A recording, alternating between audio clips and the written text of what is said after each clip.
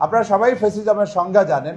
Fascism শুধুমাত্র নির্বাচিত সরকার বা 2/3 মেজরিটি বা মোর দ্যান 2/3 মেজরিটি এটাই না।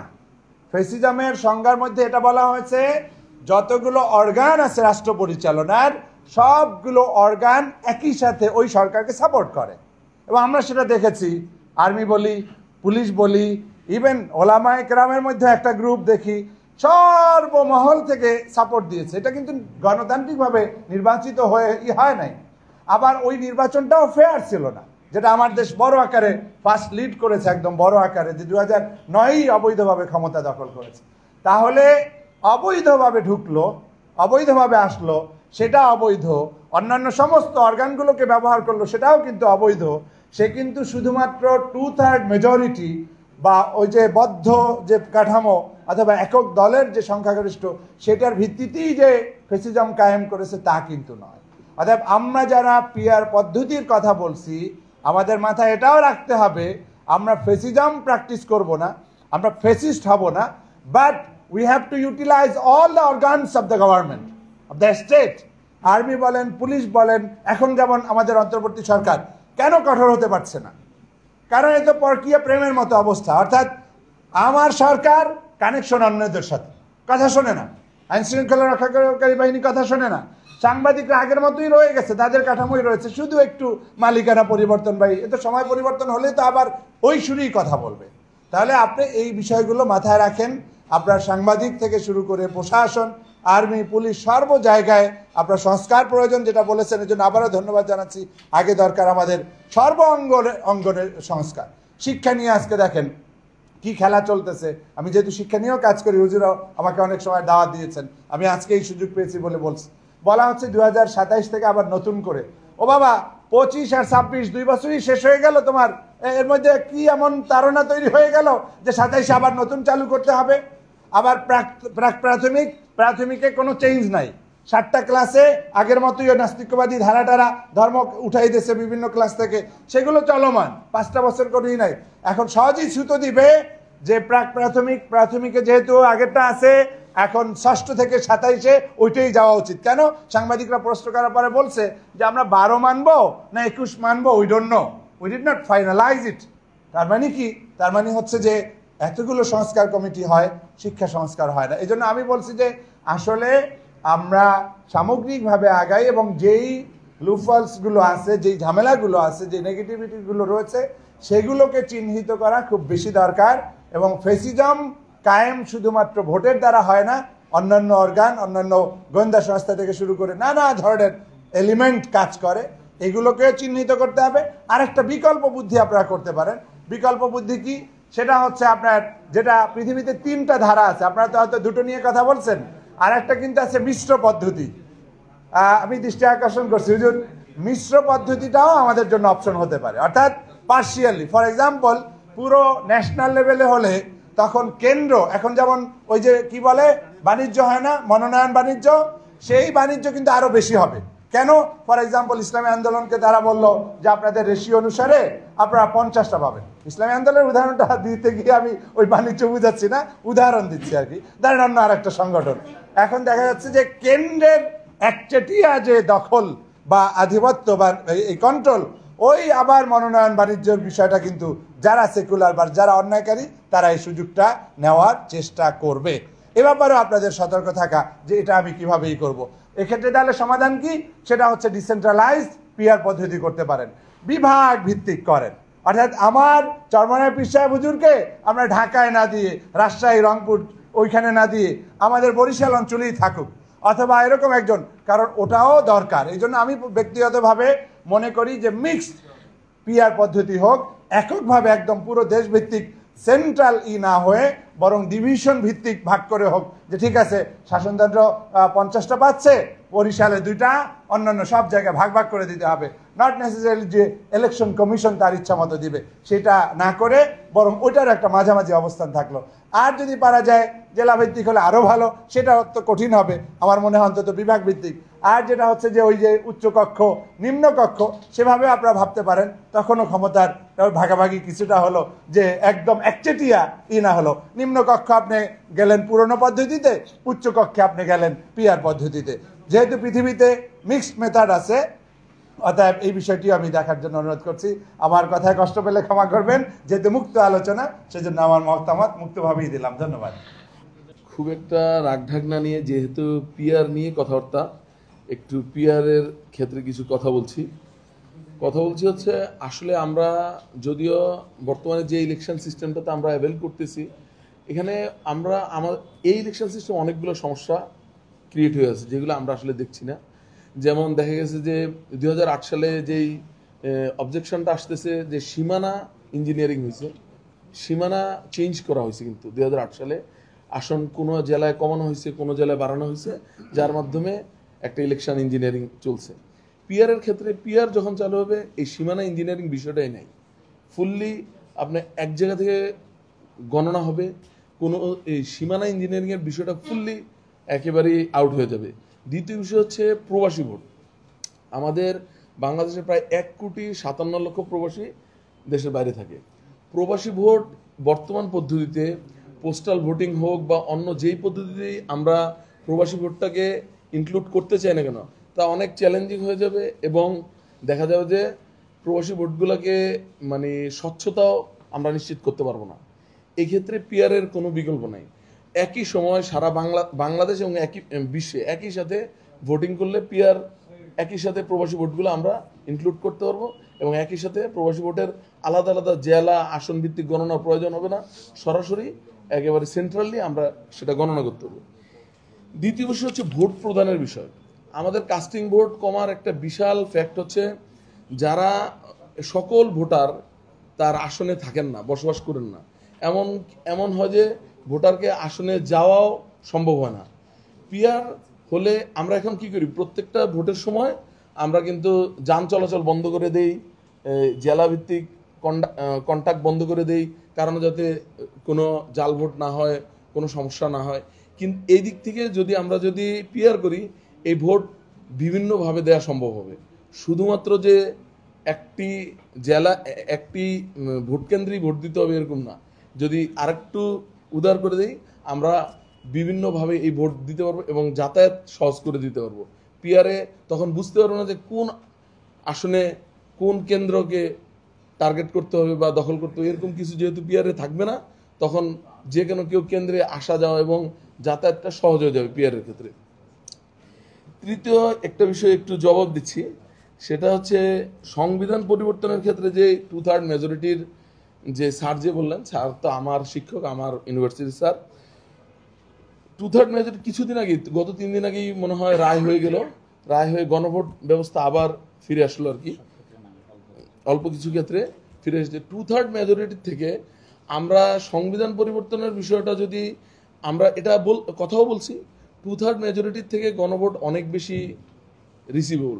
আমরা 2/3 মেজরিটিতে, বিশেষ করে সংবিধান পরিবর্তনের জন্য 2/3 মেজরিটির বিষয়টাই উঠিয়ে দেওয়া উচিত এবং সংবিধানের আইন করার জন্য সংসদ নর্মাল মেজরিটি, যেহেতু আমরা 70 অনুচ্ছেদের ক্ষেত্রে বলেছি যে কোনো বিষয়ে সংসদ সদস্যরা ভোট দিতে পারবে, সুতরাং সংবিধান প্রণয়নের ক্ষেত্রে শুধুমাত্র সংবিধানের মৌলিক কিছু বিষয় ছাড়া বাকি বিষয়গুলো সংসদেই আমরা সমাধান করতে চাইলে পারবো, আর বাকি বিষয়গুলো গণভোটের জন্য ছেড়ে দেওয়া সবচেয়ে আমাদের ভালো হবে।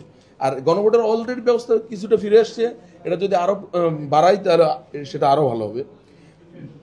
সর্বশেষ বিষয়ে স্যারের একটা কথা আগে একটু বলবো যে দুর্নীতিকে স্যার একটা বড় মানে এলিমেন্ট বলছেন যে পিআর ব্যবস্থার বাস্তবায়নের জন্য। দুর্নীতির সবচেয়ে বড় মানে দুর্নীতি হয় পাওয়ারের থেকে। পাওয়ার যখন কারো হাতে যত কম থাকবে, দুর্নীতি ততটাই কমে যাবে। যার হাতে যত বেশি পাওয়ার, সে তত বেশি দুর্নীতি করতে পারছে। এখন আমরা যদি 2/3 মেজরিটি যদি সাধারণতই বাংলাদেশে কোনো দলের না থাকে, তখন দেখা যাবে যে তাদের বাস্তবায়ন এবং হচ্ছে যে তাদের চিন্তা থাকবে জনবান্ধব। আর পিআরের সবচেয়ে বড় বিষয় হচ্ছে কি, এখন একটা এই বর্তমান পদ্ধতিতে কেন্দ্র দখল করে কোনোভাবে ইঞ্জিনিয়ারিং করে একজন মানুষ এমপি হওয়া সম্ভব, কিন্তু পিআরে জনগণের কাছেই যেতে হবে, জনগণের ভোট করতে হবে, কোন এলাকার ভোট মানুষের প্রতি যায়, সকল এলাকায় মানুষের প্রতি জবাব দিতে পারবে। এই জন্যই আমরা আসলে পিআরকে বেশি প্রিভিলেজ করতেছি। জনগণের অ্যাকশন সরকারের সাথে বৃদ্ধি পাবে। আমার কথা এতটুকুই, সবাইয়ের কাছে দোয়া আছে, আমি আমার কথা এখানে শেষ করতে আখরাত আলহামদুলিল্লাহ। ইসলামী আন্দোলন বাংলাদেশ কর্তৃক আয়োজিত গোলটেবিল বৈঠকের শ্রদ্ধেয় সভাপতি মুফতি সৈয়দ মোহাম্মদ রেজাউল করিম, যাকে বাংলাদেশের সকল মানুষ চেনে শ্রদ্ধা করে, আধ্যাত্মিক জগতের একজন মানুষ, রাজনৈতিক নেতা এবং উপস্থিত সম্মানিত শ্রদ্ধেয় নেতৃবৃন্দ, সকলকে প্রীতি শুভেচ্ছা সালাম, আসসালামু আলাইকুম রহমতুল্লাহ বারকাতুহ। আমি জনতা পার্টি বাংলাদেশের এক্সিকিউটিভ চেয়ারম্যান হিসাবে আপনাদের কাছে শুধু এইটুকু বলতে চাই, আজকের উদ্যোগটি একটি মহতী উদ্যোগ। আপনাদের আমন্ত্রণে এসেছি আমাদের চিন্তা ভাবনা শেয়ার করার জন্য এবং নীতিগতভাবে অবশ্যই পিআর পদ্ধতির পক্ষে আমরা আছি, কিন্তু সেখানে কীভাবে সেটা হবে সেটা নিয়ে আলোচনা, মত বিনিময়, মুক্ত আলোচনা। তার পূর্বে শুধু এটুকু বলবো যে আমরা জনতা পার্টি বাংলাদেশ ৭১-এর মুক্তিযুদ্ধের চেতনা, সাম্য, মানবিক মর্যাদা এবং সামাজিক ন্যায় বিচার এবং ২৪-এর গণ অভ্যুত্থানের আকাঙ্ক্ষা, এই দুয়ের সমন্বয়ে আগামী দিনের বাংলাদেশ পথ চলা। আমরা নতুন বাংলাদেশ বিনির্মাণ করতে চাই। আমরা নতুন রাজনৈতিক বন্দোবস্তের মধ্য দিয়ে আমরা রাষ্ট্র সংস্কার এবং এই ফ্যাসিবাদের বিচার এবং এটি গণতান্ত্রিক মূল্যবোধের উপর প্রতিষ্ঠিত হতে চাই। যেই সামাজিক অঙ্গীকারটা ছিল আমাদের মুক্তিযুদ্ধে, সাম্য, মানবিক মর্যাদা কিংবা সামাজিক ন্যায় বিচার, এই ৫৪ বছরে যে দলগুলি ক্ষমতায় ছিল, আমি একটি সরকারের মন্ত্রী ছিলাম, আওয়ামী লীগ, বিএনপি, জাতীয় পার্টি এরা ক্ষমতায় ছিল। ৫৪ বছরে কম বেশি হয়তো তারা ভালো কাজ করেছে, এটা অস্বীকার করার উপায় নাই, কিন্তু এটা তো সত্যি কথা। সাম্য, মানবিক মর্যাদা এবং সামাজিক ন্যায় বিচার ৫৪ বছরে কিন্তু প্রতিষ্ঠিত হয় নাই। আজকে এটাও সত্যি কথা, গণতান্ত্রিক মূল্যবোধ প্রতিষ্ঠিত হয় নাই। আমরা যে গণতন্ত্রের জন্য বাংলাদেশকে স্বাধীন করেছি, সেই গণতন্ত্রকে আমরা প্রাতিষ্ঠানিকভাবে রূপ দিতে পারি নাই। আমরা স্বচ্ছতা, জবাবদিহিতা নিশ্চিত করতে পারি নাই। আমরা সংসদকে কার্যকর করতে পারি নাই। অসুস্থ রাজনৈতিক সংস্কৃতির কারণে আমাদের মধ্যে যে বিভাজন, বিশেষ করে দ্বিদলীয় রাজনীতির কারণে বাংলাদেশ যে বিভাজিত হয়েছে, আজকে এই ২৪-এর গণ অভ্যুত্থানের পর আমরা সেই নতুন বাংলাদেশে সেটা আর দেখতে চাই না। সেটা দেখতে চাই না বলেই আজকে একটি ঐক্যমতের ভিত্তিতে আগামী দিনের বাংলাদেশকে আমরা এগিয়ে নিতে চাই। ঐক্যমত কমিশন হয়েছে, সেই কমিশনে আমরা দেখেছি যে অনেক ব্যাপারে ঐক্যমত হয়ে গিয়েছে। আমরা এই সরকারকে কিংবা ঐক্যমত কমিশনকে একটি ব্যাপারে ধন্যবাদ দিতে চাই, যে এই যে আলোচনার সংস্কৃতি, যে আলোচনার সংস্কৃতি আমাদের দেশে ছিল না, আজকে সেই জিনিসটা কিন্তু আমাদের মাঝে হয়েছে। কিন্তু দৃশ্যমান আমরা এখনও কিছু দেখি নাই, কিন্তু প্রত্যাশা করতে চাই যে কিছু কিছু ব্যাপারে প্রধানমন্ত্রী এবং রাষ্ট্রপতির মধ্যে ভারসাম্যের প্রশ্নে বলেন, কিংবা আজকে যেখানে যে নির্বাচন হবে, বিভিন্ন শত্রু অনুচ্ছেদের কথা বলেন, কিংবা আগামী দিনে নির্বাচনের যে পদ্ধতি নিয়ে চূড়ান্ত সিদ্ধান্ত হয়নি, বিভিন্ন ব্যাপারে অগ্রগতি হয়েছে, সেগুলির ব্যাপারে আমাদের মনে হয় একমত হয়ে সেগুলি দৃশ্যমান করা উচিত। এখন পিআর পদ্ধতির ব্যাপারে আমাদের যে বক্তব্য, এইটাকে করতে হলে প্রথমে হলো যে হয় গণভোটে এটাকে সিদ্ধান্ত নিতে হবে। আমি টু দি পয়েন্টে কথা চলে আসতে চাই, কারণ আমরাও ধরেন সবাই মিলে ঐক্যমত হলাম, কিন্তু এটা আইনি ভিত্তিটা কীভাবে? যে গণভোট ১, ২, বিদ্যমান ব্যবস্থায় আপনি নির্বাচন করে, সেখানে যদিও আজকে ঐক্যমতের ভিত্তিতে সেখানে আমরা নিম্নকক্ষ অর্থাৎ বিদ্যমান অবস্থায় যেটা পার্লামেন্ট আছে এবং উচ্চকক্ষ যেখানে আলোচনা হয়েছে, যেখানে আপনারা গিয়েছেন, অনেকেই গিয়েছে, আমরা নতুন আমাদের দলটা নবগঠিত দল, আমরা রেজিস্ট্রেশন ইনশাল্লাহ পেয়ে যাব কয়েকদিনের মধ্যে, আপনারা জানবেন, আমরা সেখানে হয়তো ভূমিকা রাখতে পারবো। তো সুতরাং যারা যে আমার পূর্ববর্তী বক্তা চট্টগ্রাম ইউনিভার্সিটির প্রফেসর সাহেব বলে গেছেন যে দুটাই হতে পারে মিশ্র পদ্ধতিতে, যেটা বিদ্যমান পদ্ধতিতে নিম্নকক্ষ হলো, উচ্চ কক্ষে গিয়া আপনার আনুপাতিক হারে পিআর পদ্ধতিতে হলো। কিন্তু পুরোটাই যদি আপনার পিআর পদ্ধতিতে করতে হয়, তাহলে আজকে সেটাকে আমাদেরকে আইনি ভিত্তিটা কি করতে হবে। যদি আমরা যেই জিনিসটা হয়ে গেছিল বলে আমি মনে করি যে যেই ছাত্ররা গণ অভ্যুত্থান করেছিল সেটা যদি এই বর্তমান সরকারি পরিধিতে একটি বিপ্লবী সরকার হতো, সেই বিপ্লবী সরকার বিপ্লবের ঘোষণা দিয়ে যদি এরকম একটা র্যাডিক্যাল একটা চেঞ্জ আমার মনে হয় করার একটা স্কোপ ছিল।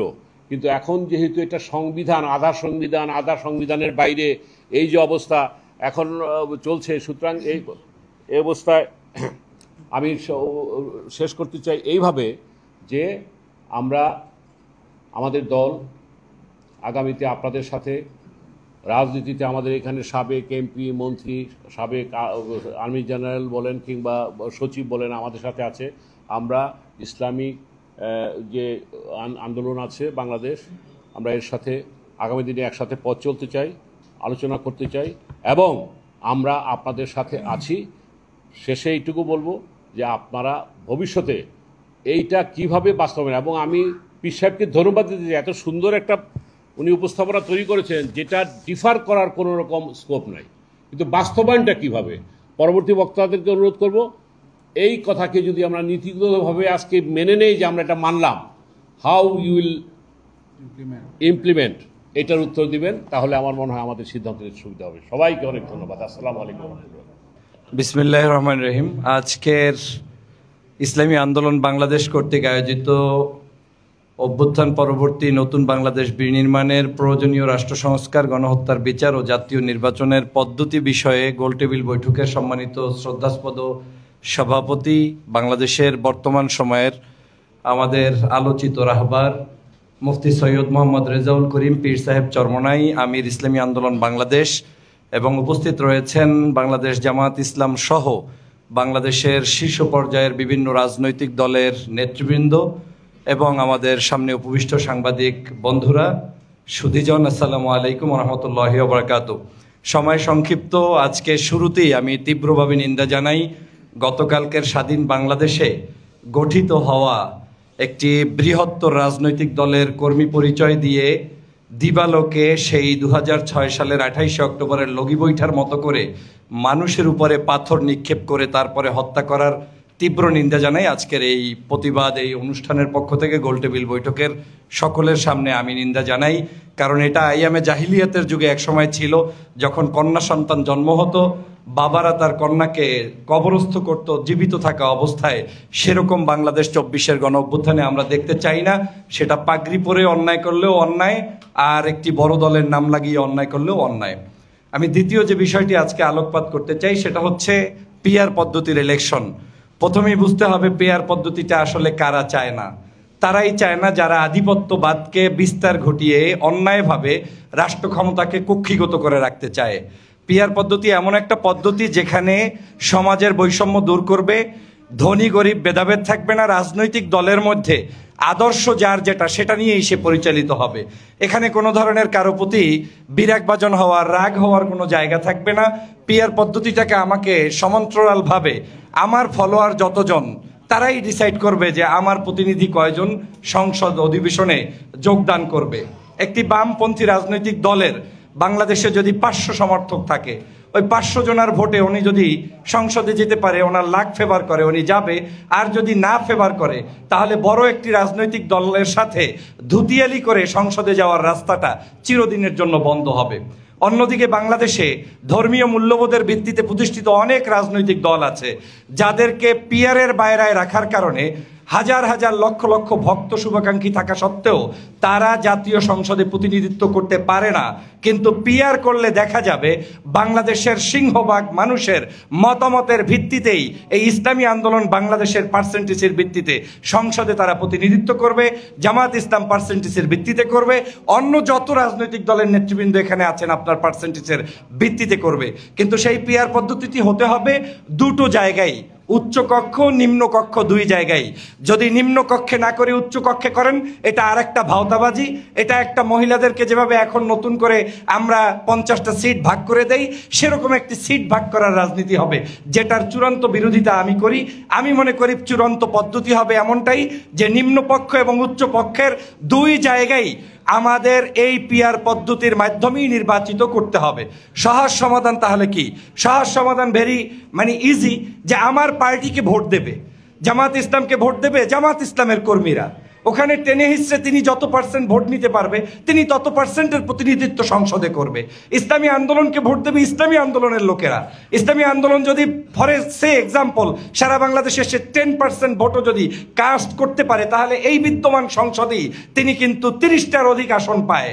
কিন্তু পিআর পদ্ধতি না দেওয়ার কারণে এদেরকেই দূরে রাখার জন্যই একদল বর্তমান বর্জুয়া রাজনৈতিক দলের নেতৃবৃন্দ পূর্ব সিস্টেমে রাজনীতি করে আলেমদেরকে মূলত সংসদে প্রতিনিধিত্ব করতে বাধা প্রদান করার জন্যই তারা এই পদ্ধতিটায় বারবার বাধা প্রদান করে। আমি যে কারণে আপনাদেরকে সজাগ দৃষ্টি রাখতে বলবো, বাংলাদেশের কোন রাজনৈতিক দল এই পথে আসুক কিংবা না আসুক, অন্তত যারা এই দেশের মানুষের চিন্তা করেন আপনাদের উচিত হবে পিআর পদ্ধতির সাথে সবাই মিলে ঐক্যবদ্ধভাবে এগিয়ে যাওয়া। কারণ যারা ছুতা দিচ্ছে যে এটার মাধ্যমে মনে হয় আওয়ামী লীগ আসবে, অমুকে আসবে, তমুকে আসবে, আওয়ামী লীগের চ্যাপ্টার ক্লোজ হয়ে গিয়েছে। আওয়ামী লীগ বাংলাদেশে আসার কোনো রাস্তা নাই। যদি আওয়ামী লীগের সমর্থকরাই বাংলাদেশে ভোট দিতে হয় তারাও দিবে তাদেরকে যার কাছে আসলে শান্তিতে থাকতে পারবে, আরামে থাকতে পারবে, চাঁদা দেয়া লাগবে না, সন্ত্রাসী লাগবে না, টেন্ডারবাজি লাগবে না, দোকানটাকে পাহারা দিয়ে রাখবে, ওই সকল ভালো মানুষদেরকেই তারা ভোট দেবে। অতএব ভোটের চিন্তা যারা এরকম অতিরঞ্জিত করে পিআর পদ্ধতি থেকে দূরে রাখতে চায় আমি মনে করি তারা মূলত ভালো মানুষদেরকে সংসদে ঢুকতে দিতে চায় না। তাহলে পদ্ধতির ক্ষেত্রে সর্বশেষ আমার একটি পরামর্শ হচ্ছে, নির্বাচন হবে সমগ্র বাংলাদেশে ওপেন ব্যালট পেপারে, সারা বাংলাদেশে মিছিল হবে ধানের শীষের, মিছিল হবে হাত পাখার, মিছিল হবে আপনার দাড়িপাল্লার। এই মিছিলের ভিত্তিতে সমগ্র বাংলাদেশের থেকে যে পার্সেন্টেজগুলো হবে সেই পার্সেন্টেজেই কেন্দ্রীয় একটি সিদ্ধান্তের আলোকে, যেটা একটু আগে শহীদ স্যার বলেছেন, ওখানে কিছুটা নিয়ন্ত্রণ আনতে হবে, দুর্নীতি কমিয়ে আনতে হবে, আধিপত্য যাতে না থাকে ভালো মানুষদের আনতে হবে।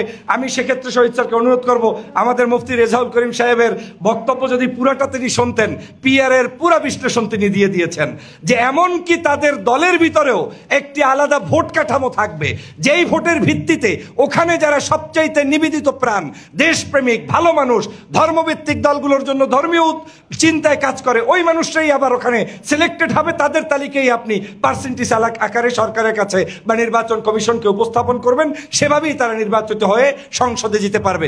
আমার বিশ্বাস এই পদ্ধতি এখনই আবিষ্কার এবং বাস্তবায়নের সময়। যদি আমরা এটা না করি এই বাংলাদেশ আবারও গত 54 বছরে যেভাবে অধপতনের মধ্যে থেকেছে, সরকার গিয়েছে, সবকিছু হয়েছে, ভাগ্যের কোনো পরিবর্তন হয় নাই, মানুষের কোনো পরিবর্তন হয় নাই, আগামী দিনে সেই পরিবর্তন আবারও কিন্তু আপনারা হারিয়ে ফেলবেন। আসুন সন্ত্রাস, দুর্নীতি, চাঁদাবাজ, বৈষম্য, সকল প্রকার অনৈতিকতা মুক্ত বাংলাদেশ গঠন করতে হলে, ডান বাম সকল রাজনীতির স্বাধীন চিন্তা প্রতিষ্ঠিত করতে হলে, এমনকি হিন্দু মুসলিম বৌদ্ধ খ্রিস্টান তাদের প্রতিনিধিও এখানে প্রতিষ্ঠিত করতে হলে আপনার আর কারো কাছে ঘুরঘুর করতে হবে না। পিআর পদ্ধতিতে অংশগ্রহণ করুন, বাংলাদেশ একটি সুন্দর সুষ্ঠু ধারায় পরিচালিত হবে। আপনাকে ধন্যবাদ। আজকে এই সময় উপযোগী রাউন্ড টেবিল বৈঠক আয়োজন করার জন্য ইসলামী আন্দোলন বাংলাদেশকে আন্তরিকভাবে মোবারকবাদ জানাই এবং উপস্থিত সবাইকে আন্তরিক ধন্যবাদ জানাই। আমি যেহেতু শিক্ষক মানুষ, সেক্ষেত্রে আমার সাথে রিলেটেড জায়গাটাকেই আমি উল্লেখ করতে চাই বেশি করে। সেটি হচ্ছে, এতগুলি সংস্কার কমিশন হয়েছে, সেখানে শিক্ষা সংস্কার কমিশন হয় নাই, এটি অত্যন্ত দুঃখজনক। এবং আমরা জানি যে জুলাই বিপ্লবের যে সূচনা সেটি ছাত্রদের মাধ্যমে এবং বিশেষত ঢাকা বিশ্ববিদ্যালয় থেকে। এবং আপনারা জানেন যে বিগত সময় বিশ্ববিদ্যালয়গুলিকে ছাত্রছাত্রীদেরকে কিভাবে রাজনৈতিক কর্মী হিসেবে ব্যবহার করা হতো, তাদের জীবন, তাদের সময়, মূল্যবান ছাত্র জীবনের সময়কে শুধু রাজনৈতিক অ্যাক্টিভিটিতে তাদের ব্যয় হয়ে যেত। সেই জায়গা থেকে আন্দোলনের সূচনা, কিন্তু সেই শিক্ষা, সেই ক্যাম্পাসগুলির ব্যাপারে আসলে তেমন কোনো প্রোগ্রেস আমরা দেখছি না। সেক্ষেত্রে শিক্ষা ব্যবস্থার সংস্কার অত্যন্ত জরুরি। শিক্ষক নিয়োগ থেকে শুরু করে শিক্ষার পরিবেশ, গবেষণা, সব কিছু মিলিয়ে শিক্ষা ব্যবস্থাটা এই রাষ্ট্র সংস্কারে কেন যেন উপেক্ষিত থেকে গেল। কিন্তু শিক্ষা যদি উপেক্ষিত থেকে যায় তাহলে অপশিক্ষা, কুশিক্ষার অন্ধকার আবারও আমাদের উপরে হয়তো ছেয়ে আসবে। যে কারণে বলবো যে শিক্ষা সংস্কারের জায়গাতে এখন পর্যন্ত সরকারের সাথে অ্যাডভোকেসি করা বা এটার দাবি তোলাটা আমাদের প্রয়োজন। কারণ আমাদের দেশের যে শিক্ষক নিয়োগ প্রক্রিয়া, সেটিতে আপনাদেরকে যদি দু একটি বিষয় একটু বলি, যে আপনি যদি হার্ভার্ড ইউনিভার্সিটি থেকেও পিএইচডি করে আসেন, ঢাকা ইউনিভার্সিটি আপনাকে শিক্ষক হিসেবে নিবে না। সে প্রশ্ন করবে আপনার এসএসসির জিপিএ কত, আপনার এইচএসসির জিপিএ কত, তারপরে জিজ্ঞেস করবে আরো অনেক কোশ্চেন। আচ্ছা, এসএসসির জিপিএ কত এইটা হার্ভার্ডের একজন পিএইচডি হোল্ডারের ঢাকা ইউনিভার্সিটির শিক্ষক হওয়ার ক্ষেত্রে কিভাবে রিলেভেন্ট? এটা আইন না বেআইন না একটা তামাশা, এই কথা আমরা বুঝি না। এবং এই আইনগুলি যখন করা হয়, আমাদের তৎকালীন ভিসি স্যারের সময় আমরা এটা নিয়ে আন্দোলন করেছিলাম যে এসএসসির এই সাবজেক্টের জিপিএর রিকোয়ারমেন্ট শিক্ষক নিয়োগের জন্য কিভাবে আপনি রিলেভেন্ট মনে করেন, এটার কোনো উত্তর নাই। যাই হোক, তো এরকমের অনেক বিষয় শিক্ষা ব্যবস্থা বিশেষ করে ইউনিভার্সিটিতে থেকে গেছে। বিশ্ববিদ্যালয়ে আমাদের এমন শিক্ষকরাও আছেন যারা হয়তো বিশ্ববিদ্যালয়ের শিক্ষক না হলে জীবনে কিছুই আর হইতে পারতেন না, প্রাইমারি স্কুলের শিক্ষকও হতে পারতেন না। তো এই প্রাইমারি স্কুলের শিক্ষক মানে লোকদেরকে বিশ্ববিদ্যালয়ে নিয়োগ দেওয়া হয়েছে, তো এইটা আসলে বিশ্ববিদ্যালয়ে এই বার্ডেনটা ইউনিভার্সিটি কেন ক্যারি করবে? তাহলে এইগুলির কোনো বিশ্লেষণ আমাদের কাছে নাই। এছাড়া প্রাইমারি শিক্ষা নিয়ে স্যার বলেছেন যে প্রাইমারি শিক্ষা এবং জাতীয় কারিকুলাম নিয়ে যেই রকমের বাজে রকমের চর্চা হয়েছে এবং সরকার যদি এখনও সেই রাস্তায় হাঁটে তাহলে সেটার সমাধান আমরা কিভাবে করব। তার সাথে আরেকটি বিষয় আমি এমওএস ডিপার্টমেন্টের শিক্ষক হিসেবে বলবো, সেটা হচ্ছে বিগত সরকার ডিজিটালাইজেশনের নামে, ডিজিটাল বাংলাদেশের নামে যত হাজার কোটি টাকা আত্মসাৎ করেছে, ট্রুলি যদি ডিজিটাইজেশন হয় তাহলে করাপশান এবং রাজনীতি এবং জবাবদিহিতা অনেক অনেক বেড়ে যাবে। কিন্তু প্রকৃতপক্ষে ডিজিটালাইজেশন হচ্ছে না। প্রকৃতপক্ষে যেই ডিজিটাইজেশনের মাধ্যমে আমরা রাষ্ট্রকে জবাবদিহিমূলক জায়গায় আনতে পারবো, সেই ডিজিটালাইজেশনটা হচ্ছে না। সেই ক্ষেত্রে আমাদের এই নতুন সরকার বা বিপ্লবী সরকারের কাছে প্রকৃতপক্ষে রাষ্ট্র ব্যবস্থার সকল অর্গানকে জবাবদিহিতার আওতায় আনার ক্ষেত্রে ডিজিটাল প্রযুক্তি আমাদের যথেষ্ট পরিমাণে হেল্প করতে পারে। এবং আপনারা জানেন যে এই ট্রাইব্যুনালে আমাদের খুনি তাদের বিচার হচ্ছে, সেইখানেও এভিডেন্সগুলি কিন্তু ডিজিটাল সোর্স থেকে আমরা পেয়েছি, যে কারণে ডিজিটাল এই ব্যবস্থা আমাদেরকে নিরাপদ করবে, আমাদেরকে জবাবদিহিতার আওতায় নিয়ে আসবে। কারণ মানুষ মানে অন্য সময় সমাজে বিভিন্ন রকমের অন্যায় করে পার পেয়ে গেলেও এই ডিজিটাল দুনিয়া আমাদেরকে সবসময় মনিটরিং করছে। আরেকটি বিষয় সর্বশেষ, সেটি হচ্ছে জুলাই ঘোষণা। এটি অবশ্যই দিতে হবে। জুলাই ঘোষণা ছাড়া এই আন্দোলন আমরা যারা করেছি তাদের মানে ব্যক্তিগত নিরাপত্তা পর্যন্ত বিঘ্নিত হতে পারে। জুলাই ঘোষণা না দিলে এই বর্তমান সরকারের লিগ্যালিটি নিয়ে প্রশ্ন উঠবে, যে কারণে জুলাই ঘোষণাপত্র সরকারকে দিতে হবে। সরকার যদি দিতে গড়িমসি করে তাহলে জাতির পক্ষ থেকে আমরা যারা আন্দোলনে ছিলাম আমরা ঘোষণাপত্র দিয়ে দিব এবং সরকার এটা মানতে বাধ্য করবো আমরা। যে কারণে আমাদের অনেক বিষয় এখন পর্যন্ত থেকে গেছে। সেই জায়গায় নির্বাচন পদ্ধতি নিয়ে তো অত্যন্ত আরও একটি গুরুত্বপূর্ণ বিষয় আসছে। আমরা পিআর পদ্ধতি চাই, এই ব্যাপারে কোনো কম্প্রোমাইজ আমাদের পক্ষ থেকে নাই। এই গণতান্ত্রিক সিস্টেমের মূলা দেখিয়ে গণতান্ত্রিক পদ্ধতিতে স্বৈরতন্ত্র চালু করার যে প্রক্রিয়া, এই প্রক্রিয়াতে আমরা যেতে চাই না। আমাদের বক্তব্য পরিষ্কার, আমরা পিআর পদ্ধতি চাই এবং সেই ক্ষেত্রে আলোচনা হবে, সেটার কোনো ইস্যু নিয়ে কথা হবে। আগের পদ্ধতির এই পচা পদ্ধতি দিয়ে স্বৈরতন্ত্র কায়েমের আর কোনো রাস্তা আমরা দেখতে চাই না। সবাইকে ধন্যবাদ। আসসালামু আলাইকুম রহমতুল্লাহ। বিসমিল্লাহির রহমানির রহিম। ইসলামী আন্দোলন আয়োজিত আজকে পিআর পদ্ধতি সহ সংস্কারকে কেন্দ্র করে উপস্থিত জাতীয় নেতৃবৃন্দ, উপস্থিত আজকে সবার সম্মানিত ইসলামী আন্দোলনের প্রেসিডেন্ট,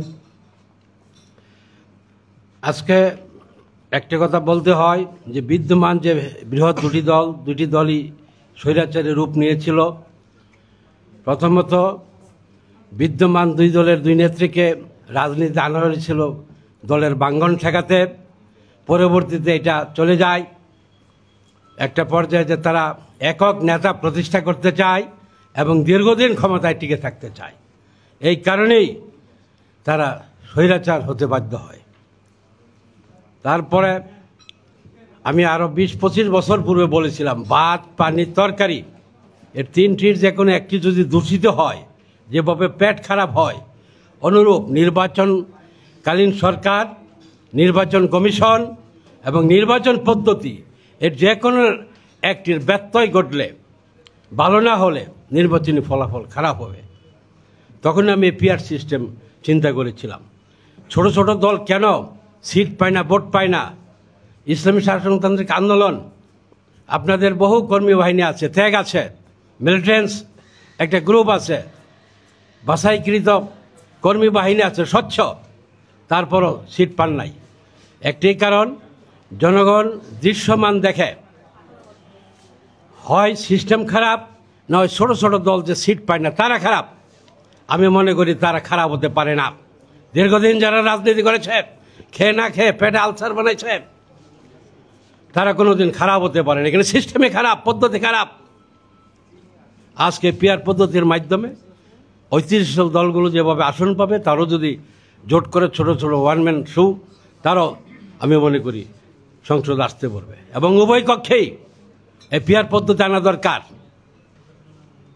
এভাবে আমরা স্বৈরাচারের পতন ঘটাতে পারি। আজকে বিএনপি 111-এর সময়ও তাদের অনেক বিরুদ্ধে চার্জ ছিল, আওয়ামী লীগের বিরুদ্ধে চার্জ ছিল, কিন্তু আওয়ামী লীগ তাদেরটা হোয়াইট ওয়াশ করেছে। আর বিএনপি 5 আগস্টের পর তারা যে লুটপাট করেছে, গতকালও যে ঘটনা দেখেছে শুধু তাই নয়, সেই পাটগ্রামের ঘটনা সহ অনেক ঘটনা আমরা দেখতে পাই, আমাদের শুনতে হয়। আজকে বিএনপি 300 আসনেই তারা বিজয়ী ঘোষণা করতে চায়, এরকম মনোভাব তাদের মাঝে এসে গেছে। এবং আগামী দিন আওয়ামী লীগের ছাড়া ভয়াবহ রূপ নিয়ে আর 5 গুণ রূপ নিয়ে তারা স্বৈরাচারী সরকার প্রতিষ্ঠা করবে, লুটপাট তৈরি করবে। এমত অবস্থায় পিআর আমাদের একটা নিয়ামক শক্তি, আমাদেরকে আগামী দিন একটি সুষ্ঠু সমাধানে এনে দিবে। আজকে পীর সাহেবের ঘোষণার মধ্য দিয়ে সারা বাংলাদেশে এটার জোয়ার সৃষ্টি হয়েছে, প্রতিধ্বনি সৃষ্টি হয়েছে। এটা আমি মনে করি সফলতার মুখ দেবে। শুধুই তাই নয়, বিদেশে প্রায় 1.5-2 কোটি আমাদের প্রবাসী আছে, তাদেরকেও সম্পৃক্ত করতে হবে। তাহলে দেশের প্রতি তাদের দেশপ্রেম বাড়বে। তাদেরকে বাইরে রেখে কিভাবে আমরা একটা ভোট আশা করি? আজকে যদি 1.5 কোটি হয়, কমপক্ষে 50-60টি আসনের সমতুল্য এই ভোটগুলি, একটা বিশাল অংশ আমরা বাদ দিয়ে আমরা লুটপাটের রাজনীতিতে আমরা বিশ্বাস করি। কাজেই আমি মনে করি আপনারা এগিয়ে যান। ন্যাববাসানী আপনাদের পাশে আছে, ন্যাববাসানীরও একটা বিশাল ভোট ব্যাংক আছে। মাওলানা ভাসানীর সেই আদর্শ ধারণ করে আজ পর্যন্ত আমি টিকে আছি। আমার সম্পর্কে আপনারা আরও খোঁজখবর নেন, আমরা আপনাদের সাথে আরও যুক্ত হয়ে বৃহত্তরভাবে কীভাবে কাজ করা যায় আমাদেরকে দিক নির্দেশন দিবেন। আপনারা পীর সাহেব, আপনারা শ্রদ্ধাশীল, আপনাদের কথা আরও মানুষ শুনবে। আমাদেরকে যেভাবে মানুষ গ্রহণ করে আপনাদেরকে আরও বেশি বেশি গ্রহণ করবে। এই পিআর পদ্ধতি ঘোষণা করার জন্য আমি আপনাদেরকে অভিনন্দন জানাই, ধন্যবাদ জানাই। আপনারা এগিয়ে যান, উভয় কক্ষেই এটা হওয়া উচিত। সবাইকে ধন্যবাদ।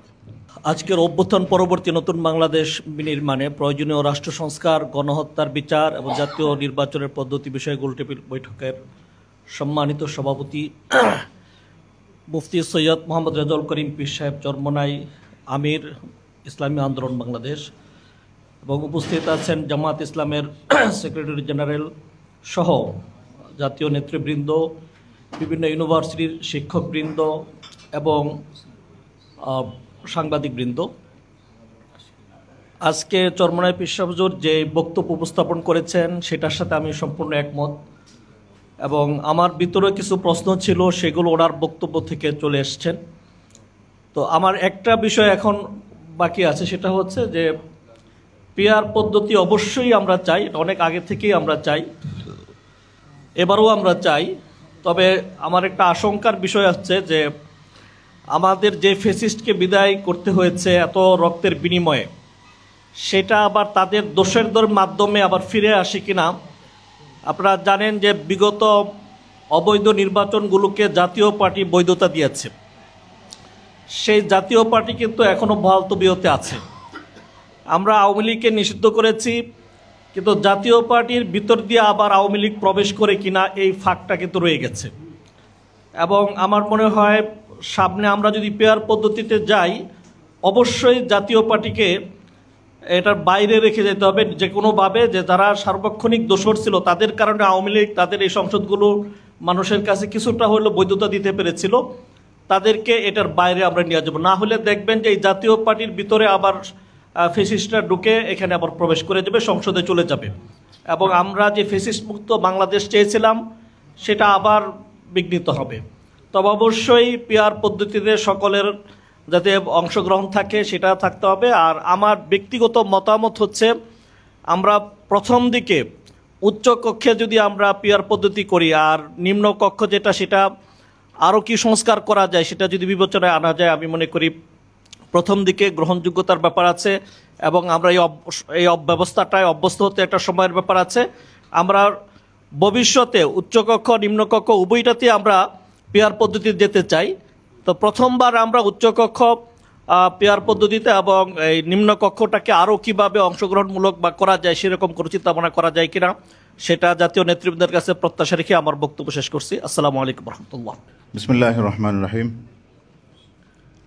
ইসলামী আন্দোলন বাংলাদেশ কর্তৃক আয়োজিত অভ্যুত্থান পরবর্তী নতুন বাংলাদেশ বিনির্মাণে প্রয়োজনীয় রাষ্ট্র সংস্কার গণহত্যার বিচার এবং জাতীয় নির্বাচনের পদ্ধতি শীর্ষক গোলটেবিল আলোচনার সম্মানিত সভাপতি মোহতারাম হযরত পীর সাহেব চরমনাই এবং সম্মানিত জাতীয় নেতৃবৃন্দ, সম্মানিত বুদ্ধিজীবী বৃন্দ, আজকে আমরা একটি ইতিহাসের সন্ধিক্ষণে আমরা দাঁড়িয়ে আছি। বাংলাদেশে যেই নতুন পরিস্থিতি তৈরি হয়েছে বিগত 5ই আগস্টের পর, আমাদের জন্য বিশাল একটা সুযোগ এনে দিয়েছে এই ঘুণে ধরা এবং দুর্নীতিগ্রস্ত পচে যাওয়া এই সমাজকে সংস্কারের মাধ্যমে নতুন করে নির্মাণ করার।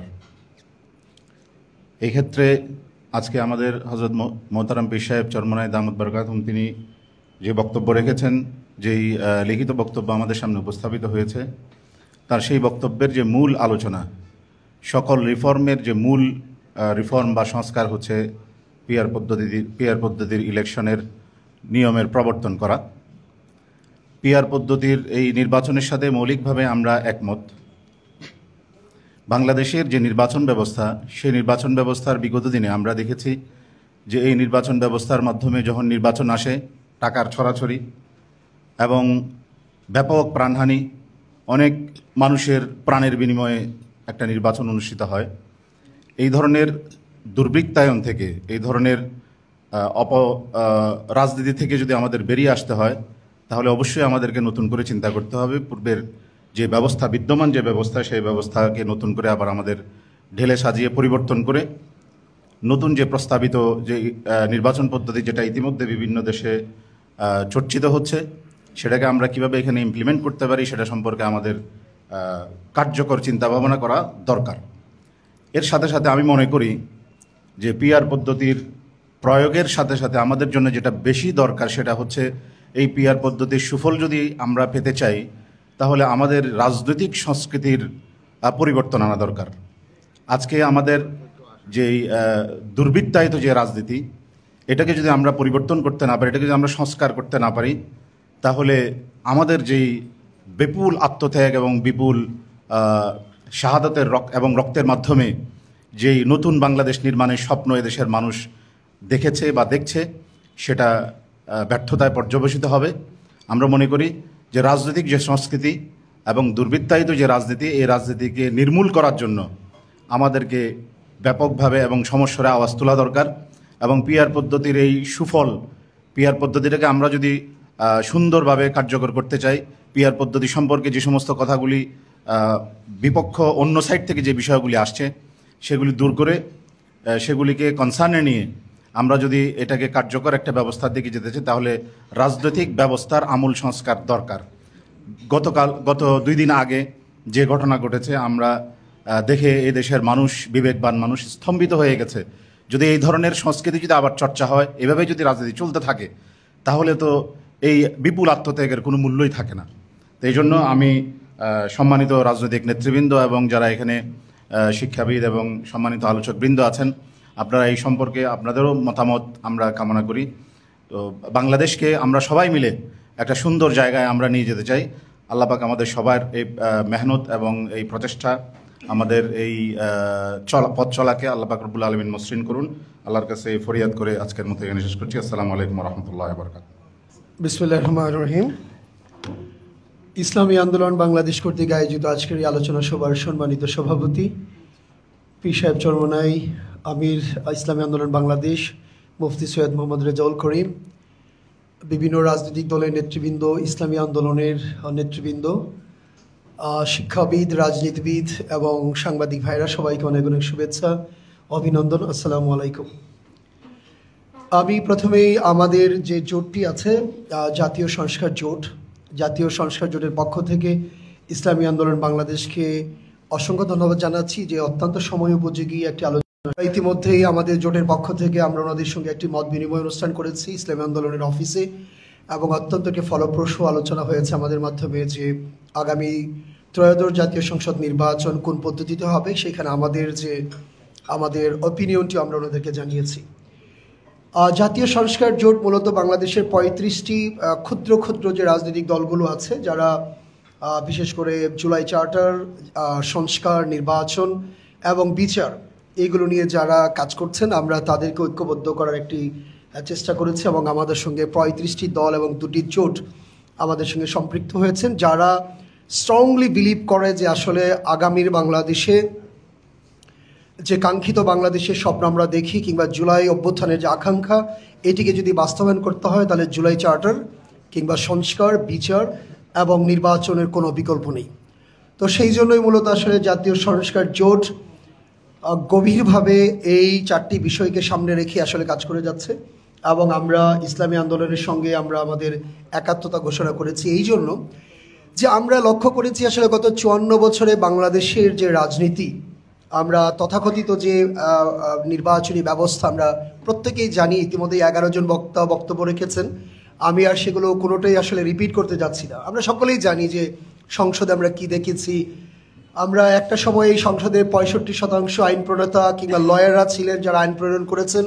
সেই সংসদকে আমরা দেখেছি বিজনেস ক্লাব বানিয়েছেন, 72% ব্যবসায়ীদেরকে তাদেরকে নিয়ে আসা হয়েছে। এই যে পরিবারতান্ত্রিক রাজনীতি, নেপোটিজম কিংবা স্বজনপ্রীতি, আপনি দেখবেন নর্তকী থেকে শুরু করে গায়ক গায়িকা, হেন কোনো লোক নেই যাদেরকে সংসদে জায়গা করে দেওয়া হয়নি। অথচ বাংলাদেশে যারা সংসদের নেতৃত্ব দেওয়ার মতো যে মানুষগুলো আছেন, বিভিন্ন রাজনৈতিক দল, যাদের যোগ্যতা আছে, মেধা আছে, সততা আছে, শিক্ষা আছে, সাহসিকতা আছে, দেশপ্রেম আছে, যারা দেশটিকে প্রচণ্ড রকম ভালোবাসেন, দেশের মানুষের মঙ্গল চান, দেশের মানুষের জন্য কিছু করতে চান, দেশের সমাজ ব্যবস্থা, দেশের রাজনীতি, অর্থনীতির চাকা ঘুরিয়ে দিতে চান, সেই মানুষগুলো সংসদে না আসার পেছনে সবচেয়ে বড় কারণ হচ্ছে বর্তমান যে নির্বাচনী ব্যবস্থা। এখান থেকে পরিত্রাণের একমাত্র উপায় হচ্ছে আসলে এই পিআর পদ্ধতি। অথবা এইখানে আমার মনে হয় যে আমরা তর্কের খাতিরে কিংবা ওই যে আমরা যেটি বলি যে আমরা স্কুল জীবনে, কলেজ জীবনে ডিবেট করেছিলাম, ওই বিতর্কের কিংবা তর্কের খাতিরে আমাদেরকে বিপক্ষে কথা বলার আমার মনে কোনো অবকাশ নেই। আমরা স্পষ্ট বলতে চাই যে এই যে উইনার্স টেক অল আর লুজার্স গেট নাথিং, এখান থেকে আমাদেরকে বের হয়ে আসতে হবে। ইতিমধ্যে বিভিন্ন বক্তা অত্যন্ত জ্ঞানগর্ভ আলোচনা করেছেন কেন পিআর পদ্ধতি প্রয়োজন।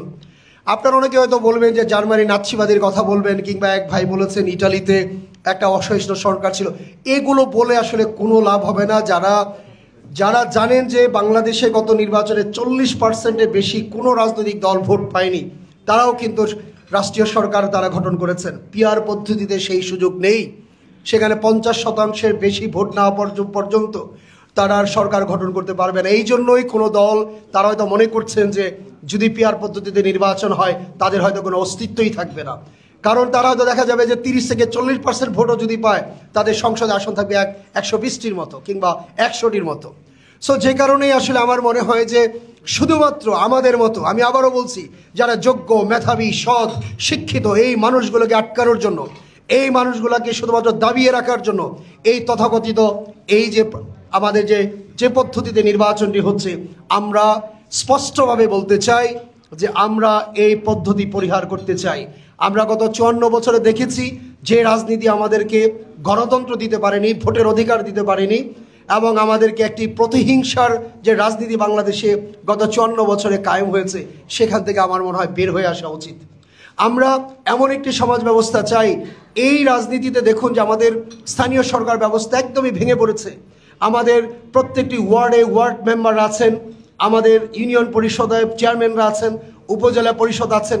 সেইখানে আপনি গিয়ে দেখবেন শুধুমাত্র এই এমপি বন্ধনা, ব্যক্তি বন্ধনা, কারো বাবা, কারো স্বামী, কারো ভাই।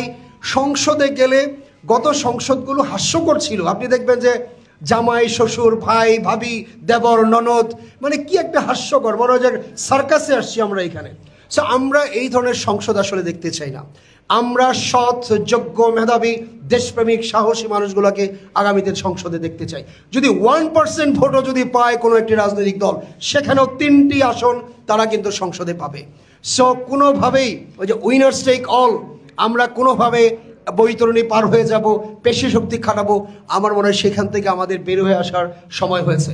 সবাইকে আহ্বান জানাবো যে প্লিজ তর্কের খাতিরে কিংবা বিতর্কের খাতিরে কিংবা আলোচনার টেবিলে যেহেতু এসেছি, 2-1টা কথা বিপক্ষে বলতেই হবে, প্লিজ আমার মনে হয় যে না বলে আমরা স্পষ্ট বলতে চাই, বাংলাদেশের যে সিদ্ধান্তগুলো হচ্ছে এখন, আগামীর বাংলাদেশে নিম্ন কক্ষ এবং উচ্চ কক্ষ দুটো কক্ষেই আমরা পিআরের মাধ্যমে নির্বাচন চাই, এর কোনো বিকল্প নাই। আমি আবারও ধন্যবাদ জানাচ্ছি ইসলামী আন্দোলন বাংলাদেশকে। অসাধারণ এই যে একটা উদ্যোগ, এই যে মানুষের প্রতি শ্রদ্ধা এবং ভালোবাসা, মানুষের মত প্রকাশের প্রতি তাদের যে একটি শ্রদ্ধা ভালোবাসা, আমরা ঠিক সেভাবেই সকলকে সাথে নিয়ে প্রত্যেকটি ভালো মানুষ, সৎ মানুষ, যোগ্য মানুষ, পরিশ্রমী মানুষ, দেশপ্রেমিক মানুষগুলোকে নিয়ে আমরা আগামীর সেই বাংলাদেশ দেখতে চাই। 24-এর গণঅভ্যুত্থানে যে আকাঙ্ক্ষা আমাদের তরুণরা যে জীবন দিয়েছে, বৈষম্যহীন এক বাংলাদেশ, কাঙ্ক্ষিত এক বাংলাদেশ এবং সমৃদ্ধির এক বাংলাদেশ এবং প্রতিহিংসা মুক্ত এক বাংলাদেশ, দুর্নীতিমুক্ত এক বাংলাদেশ, আমরা সেই বাংলাদেশ দেখতে চাই। আপনারা সবাই ভালো থাকবেন, সুস্থ থাকবেন, নিরাপদে থাকবেন। আল্লাহ হাফিজ। আসসালামু আলাইকুম। আমি প্রথমে গণ অধিকার পরিষদের পক্ষ থেকে একটি ঘোষণা দিতে চাই।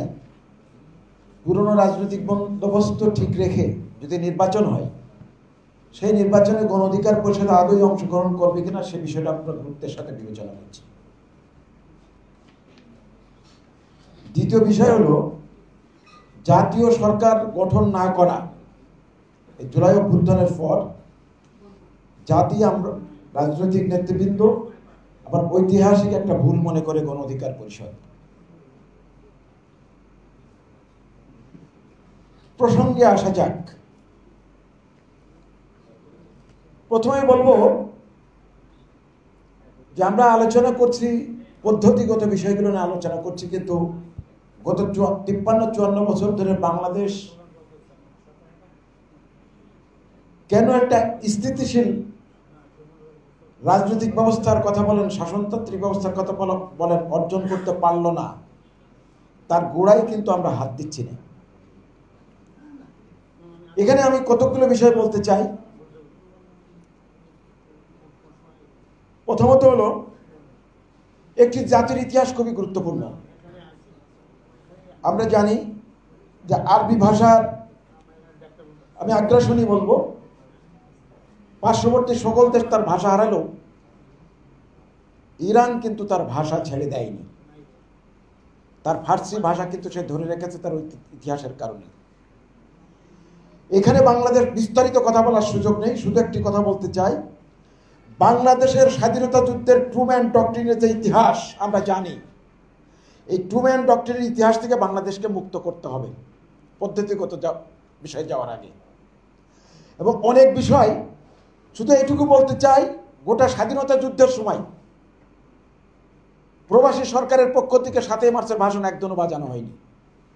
এবং 72 সালের সংবিধান মূলত হচ্ছে পাকিস্তানের সংবিধান। পাকিস্তানের গণপরিষদের নির্বাচিত প্রতিনিধিদের সংবিধান, এটা নৈতিকভাবে এই সংবিধান ঠিক না। দ্বিতীয় বিষয় হচ্ছে, স্বাধীনতার ঘোষণাকে এই সংবিধান অস্বীকার করেছে। 72 সালের সংবিধানে প্রথমে দেওয়া হয়নি, অর্থাৎ 72 সালের সংবিধান হচ্ছে স্বাধীনতা বিরোধী সংবিধান, স্বাধীন দেশের কোনো সংবিধান নয়। কাজে আজকে যারা সংবিধান সংবিধান বলে কান্না করে, তাদের সুর আর শেখ হাসিনার সুর এক, এটা আমরা মনে করি।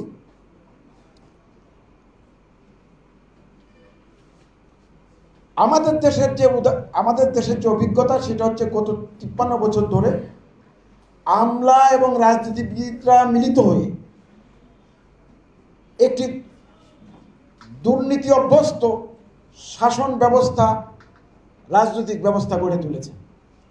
তো বাংলাদেশের প্রধান সমস্যা হলো দুর্নীতি। এই দুর্নীতি কোনো পদ্ধতিতে ঠেকানো যাবে আমি ব্যক্তিগতভাবে এটা মনে করি না। দুদকের দুর্নীতি কে দেখবে? আমি তো মনে করি দুদক হচ্ছে বাংলাদেশের সব থেকে দুর্নীতিগ্রস্ত প্রতিষ্ঠান। শুধু পদ্ধতিগত বিষয় আমরা গুরুত্ব দিচ্ছি। সর্বশেষ যে কথাটা বলতে চাই, ঐকমত্য কমিশন যে বৈঠকগুলো করতেছে, আমরা বৈঠকে সবাই অংশগ্রহণ করছি, ইসলামী আন্দোলন বাংলাদেশও অংশগ্রহণ করছে। এখানে অনেক দল প্রেস কনফারেন্স করে বলেছেন যে আমরা সংস্কার কমিশনের অধিকাংশ প্রস্তাবই মেনে নিচ্ছি। আসল তথ্য হচ্ছে মৌলিক কোনো পরিবর্তনের বিষয়টাই তারা এখন পর্যন্ত একমত হয়নি। পুরনো রাজনৈতিক ব্যবস্থা বল রেখে যে সংসদীয় ব্যবস্থা বাংলাদেশে চালু আছে, রাবার স্টাম্প পার্লামেন্ট পদ্ধতি, ওয়েস্টমিনিস্টার পদ্ধতির নামে একটি বিকৃত সংসদীয় ব্যবস্থা, যে সংসদীয় ব্যবস্থা দুর্নীতিকে বেশি বেশি করে বৃদ্ধি করেছে, সেই সংসদীয় ব্যবস্থার এক্সটেনশন করে আরো 100 উচ্চতর কক্ষ, এটা গ্রহণযোগ্য হতে পারে না। এই শ্বেতস্থির সম্প্রসারণ আমাদের কোনো দরকার নেই। যদি পুরনো বন্দোবস্তই ঠিক থাকে, পুরনো রাজনৈতিক সংসদীয় ব্যবস্থাই ঠিক থাকে, তাহলে এই যে শহীদ জুলাই অভ্যুত্থানে হাজার হাজার ছাত্র তরুণ যে জীবন দিল, এর কোনোই মূল্য হতে পারে না। 18 সালের কথা মনে আছে আপনাদের? নিরাপদ সড়ক আন্দোলনে কিশোররা লিখেছিল, রাষ্ট্র মেরামতের কাজ চলছে, সেই রাষ্ট্র মেরামত ব্যতি রেখে বাংলাদেশে কোনো নির্বাচন মানেই পালিয়ে যাওয়া ফেজিবাদের পুনর্বাসনের ব্যবস্থা করা। কাজেই বাংলাদেশকে আজকে ঐক্যবদ্ধ হতে হবে। অনেকেই বলেন ভোট মানে গণতন্ত্র, এটা কোথায় পাইছেন? এটা আমাদেরকে শিখায় অনেকে, ভোট মানে গণতন্ত্র, ভোটের অর্থ হলো গণতন্ত্র। না, একদম বিকৃত একটি ধারণা। গণতন্ত্র হচ্ছে আপনিও প্রধানমন্ত্রী হতে পারবেন, আমিও প্রধানমন্ত্রী হতে পারবো। আপনি আমারটা সম্মান করবেন, আপনাকে আমি সম্মান করব। আপনার মত প্রকাশের স্বাধীনতা, আপনার মতের সাথে আমি একমত হতে না পারি, কিন্তু আপনার মত প্রকাশের স্বাধীনতার জন্য আমি জীবন দিতে পারি। এটা হচ্ছে গণতান্ত্রিক চেতনা। ভোল্টায়ারের সে বিখ্যাত উক্তি, সেই জায়গা থেকে পরিষ্কারভাবে বলতে চাই, আজকে আমাদের পিয়ার পদ্ধতির যে বক্তব্য উপস্থাপন করা হয়েছে, ইসলামী আন্দোলন বাংলাদেশের পক্ষ থেকে তান্ত্রিকভাবে যে পদ্ধতি উপস্থাপন করা হয়েছে খুব চমৎকার। এবং আমরা মনে করি যে এই পিয়ার পদ্ধতির আরেকটা বড় বৈশিষ্ট্য হচ্ছে, আপনি বলেন জনগণ দেশের মালিক, জনগণ আপনারা লিখে দেবে, ফেরত দিতে পারবে না। পেয়ার পদ্ধতির সব থেকে বড় উপকারিতা হচ্ছে এই যে জনগণ যে রাষ্ট্রের সার্বভৌমতার অধিকারী। সরকার পরিবর্তন হলো তাতে কি, সরকারের আমার দরকারটা কি? ইসলামী আন্দোলন খুব সঠিকভাবে বলেছেন, রাজনৈতিক স্থিতিশীলতা থাকলে সরকারের স্থিতিশীলতা আমার কাছে গুরুত্বপূর্ণ কেন? এত লুটপাটের জন্য 5 বছর ধরে লুটপাট করব? এটা হচ্ছে জনগণের যে ভোটাধিকারের প্রকৃত মূল্যায়ন হতে পারে, আসলে বাস্তব রূপ পেতে পারে শুধুমাত্র পিয়ার পদ্ধতিতে। কাজেই আমরা সংখ্যানুপাতিক ভোটার পদ্ধতিতে নির্বাচনের বিষয়ে গোটা জাতীয় ঐক্যবদ্ধ হবে। রাষ্ট্রনায়ক, চিন্তাশীল, বুদ্ধিজীবী সকল শ্রেণীর মানুষ ঐক্যবদ্ধ হবে এবং এটাকেই আমাদের বাস্তবায়ন করতে হবে, এর কোনো বিকল্প নেই। এইটুকু বলে আমি আমার কথা শেষ করছি। এখন তো এই জিনিসটাকে সুনির্দিষ্ট করতে হবে। জিনিসটা যে পেপারটা প্রেজেন্ট করা হয়েছে, এই পেপারটা ইজ ওয়ান্ডারফুল এবং এত সুন্দর পেপার ইসলামী আন্দোলনের পক্ষ থেকে পেশ করা হয়েছে। আমি তো মনে করি অনেক চিন্তাশীলদের জন্য এখানে লাইনে লাইনে খোরাক আছে। বাকিটা দেখতে হবে আমরা কতটুকু টেনে নিয়ে যেতে পারি। এই জন্য আমার পক্ষ থেকে এগেইন আমি ধন্যবাদ জানাচ্ছি এই ধরনের বুদ্ধিবৃত্তিক সুপিরিয়রিটি এক্সপ্রেস করার জন্য। কিন্তু এখন আমার দৃষ্টিতে যে এটাকে কনসেন্ট্রেট করে ফেলতে হবে, অনেক অপশন দেওয়া যাবে না। এখন বলতে হবে যে পিআরের যে 3-4 মেকানিজম আছে, এই 3-4 মেকানিজমের কোথায় আমরা গিয়ে কনসেন্ট্রেট করি। কারণ এটা হতে পারে, ওটা হতে পারে, ওটা হতে পারে, এটা বলার মনে হয় আর স্কোপ থাকছে না। তো আমার যতটুকু লেখাপড়া তাতে আমি মনে করি যে এখানে পিআরের যে ক্লোজড লিস্ট পিআর আর open list PR, close list পিআরের মধ্যে গিয়া আমাদেরকে র্যাঙ্কড লিস্ট পিআরে চলে যেতে হবে। Close list PR, open list PR. Close list পিআরের সাব ক্যাটাগরি হলো র্যাঙ্কড লিস্ট পিআর। তো সমাধানটা এটা মনে হয় ঠিক হবে যে পার্টিগুলো পার্টিসিপেট করবে, পার্টিসিপেট করার সময় পার্টিগুলোকে বলে দিতে হবে যে আমি বিজয়ী হলে এই 300 জনকে আমি এমপি নিব। এটাকে বলে র্যাঙ্কড লিস্ট পিআর। এই ব্ল্যাঙ্কনেসে থাকা যাবে না যে আমি যদি এত পার্সেন্ট হই তারপরে আমি নির্ধারণ করব কাকে কাকে আমি এমপি নিব আর কাকে কাকে নিব না। এভাবে পার্টিগুলো আরেকটা ডিক্টেটর হবে। পার্টিগুলো যখন নির্বাচনে অংশগ্রহণ করবে, সাপোজ জামাত ইসলামী নির্বাচনে অংশগ্রহণ করলো, তারা বলে দিবে যে আমি যদি এত % ভোট পাই তাহলে আমি 300 আসনে এই 300 জন লোককে আমি এমপি নিব। এই 300 জনের মধ্যে যদি 20% ভোট পায় তাহলে প্রথম 20%-এ যে কয়জন আসে তাদের নিবে। এখানে আবার লাইন ক্রস করা যাবে না।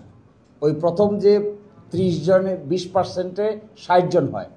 এখন পার্টির হঠাৎ করে মনে হলো 60-এর বাইরে 61তম জনকে নিতে চায়, এটা পার্টির অপশন থাকা উচিত না।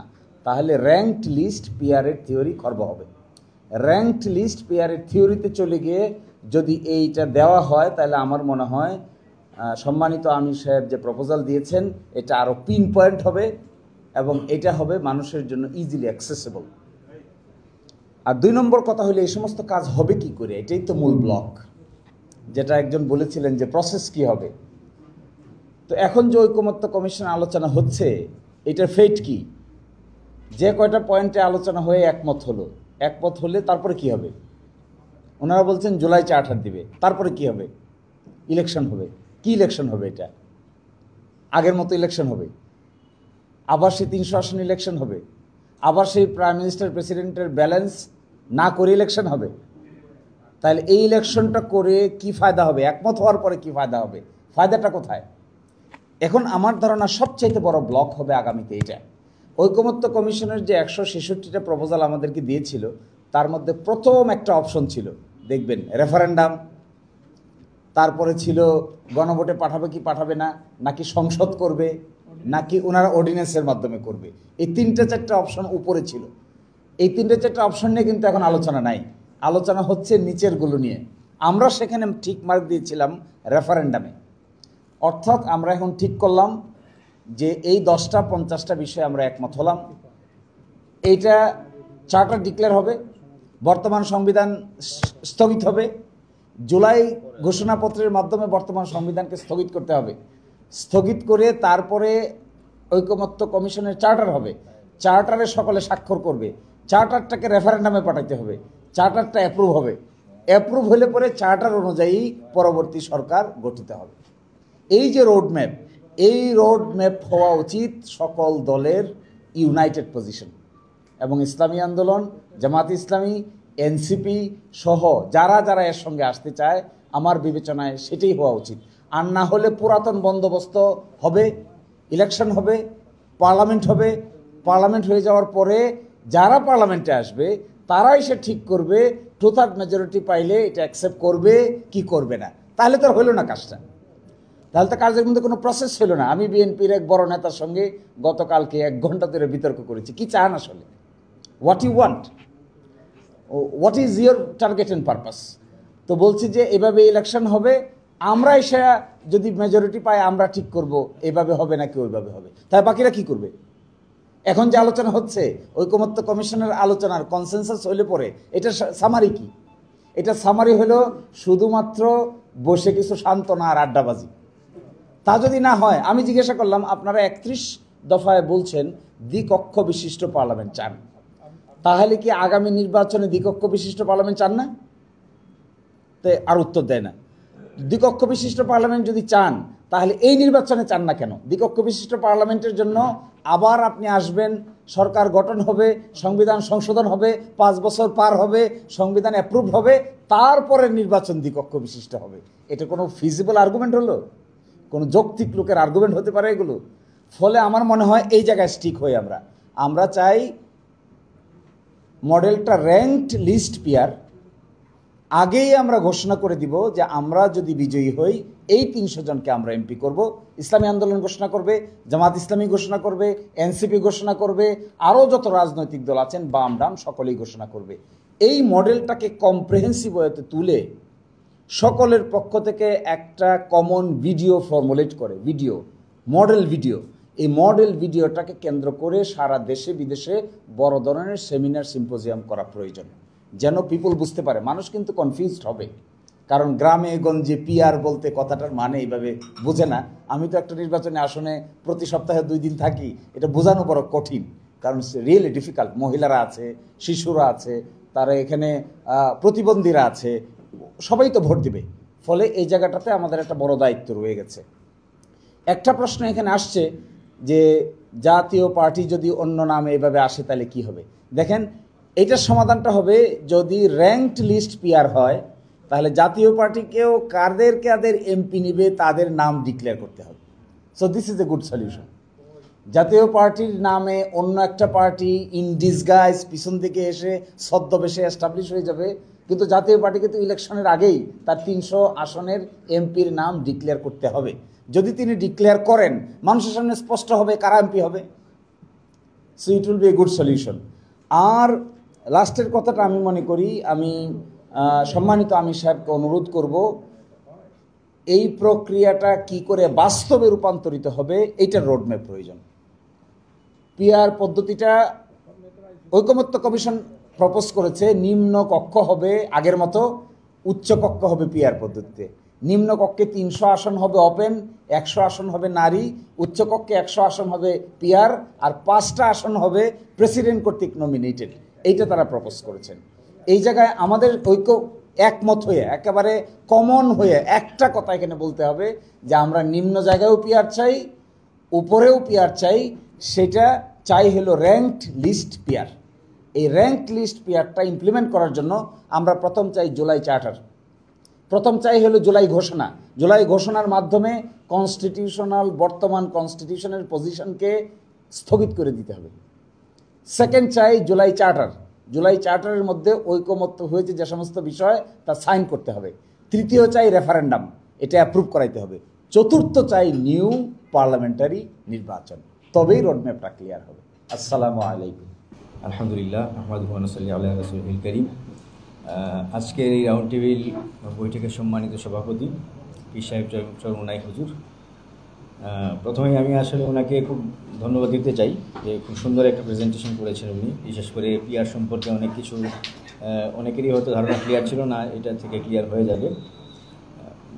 আর খুব বেশি কথা বলবো না, দু একটা কথা বলতে চাই। সেটা হচ্ছে যে প্রথমত আজকে যে আমাদের যে রাউন্ড টেবিল মিটিংয়ের যে এজেন্ডাগুলো, 3টে এজেন্ডা আমরা দেখতে পাচ্ছি। আমরা মোটামুটি একমত সবাই যে আসলে আমাদের পিআর সিস্টেমটা দরকার, কারণ আমরা প্রিভিয়াস যে সিস্টেম ছিল তার ফলাফল আমরা দেখে তারপরে আসছি এখানে, যে আমাদের আগের যে গণতান্ত্রিক সিস্টেম সেটা যে কি করতে পারে সেটা আমরা অন্তত গত 15 বছরে হারে হারে টের পেয়েছি। ফলে এটার যে বিকল্প হিসাবে কিছু একটা আসা উচিত, সেটা তো আমরা একমত। সেটা পিআর হতে পারে, হ্যাঁ। এবং পিআরের ক্ষেত্রে যে বিষয়গুলা শিশির ভাই অনেক সুন্দর করে বলেছেন, আইনজীবী মানুষ, ওদের রোডম্যাপটা বলার চেষ্টা করেছেন, আমি সেদিকে যাচ্ছি না। আমাদের কিছু বিষয়ে পিআর সমস্যা সৃষ্টি করতে পারে, সেগুলো আমাদের মাথায় নিয়ে আগে থেকেই কাজ করা উচিত। যেমন সরকারের স্টেবিলিটির বিষয়টা কাজ করতে পারে, সরকার কাজ করার ক্ষেত্রে কতটুকু আসলে সবাই অ্যালাইন করে কাজ করতে পারবে, সেই বিষয়গুলো নিয়ে কাজ একটু চিন্তাভাবনা আগে থেকেই করা উচিত। সেক্ষেত্রে আমার যেটা মনে হয়,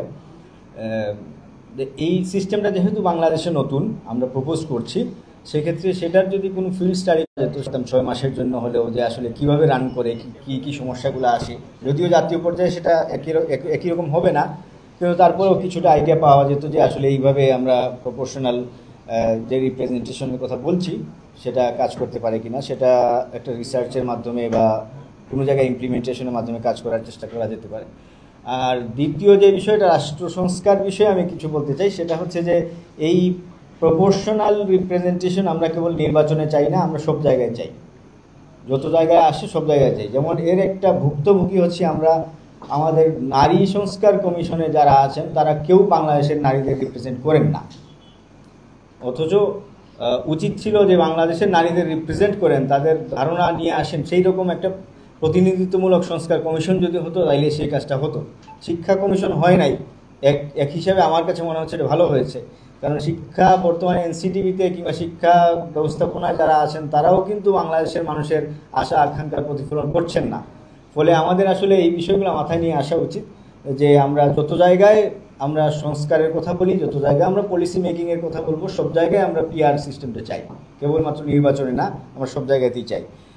আর অনেক কোয়েশ্চেন আসছে যে আসলে মানুষের জবাবদিহিতার জায়গা, দুর্নীতির জায়গা, সহনশীলতার জায়গা, এগুলো আসলে মানুষের বৈশিষ্ট্য তো চেঞ্জ করা সম্ভব না। সেক্ষেত্রে সবচেয়ে উত্তম ওয়ে হচ্ছে আসলে আইনের শাসনটা নিশ্চিত করা। যদিও আইনের শাসন নিশ্চিত, যদি আইন প্রয়োগ ঠিকমতো হতো তাইলে হয়তো অনেক কিছুই কমে যেত। সেক্ষেত্রেও কিন্তু আরেকটা বিষয়, আমরা যারা ইসলামকে ভালোবাসি তাদের একটা দাবি থাকে হচ্ছে শরিয়া আইন যদি থাকতো তাইলে হয়তো আমরা এই জায়গা থেকে আমরা অনেকটা সেফ হতে পারতাম। বিশেষ করে গতকালকের যে ঘটনা ছিল, দুঃখজনক ঘটনা, সেটার কিন্তু শরিয়া আইন হলে খুব বেশি সময় লাগার কথা না সেখানে পানিশমেন্ট দেওয়ার, অথচ বাংলাদেশের ট্র্যাডিশনাল সিস্টেমে সেটা অনেক সময় লেংদি প্রসেস চলে যাবে, ফলে এক সময় এটার যে স্পিরিটটা আছে সেটা হারায় যায়। ফলে শরিয়া আইনের বিষয়টা, এটা নিয়ে আমাদের আসলে কাজ করা উচিত। আমরা যদি পিআর সিস্টেমে আসি, তাহলে শরিয়া আইন যদি আমরা আনতে চাই, তাহলে কীভাবে আনতে পারবো?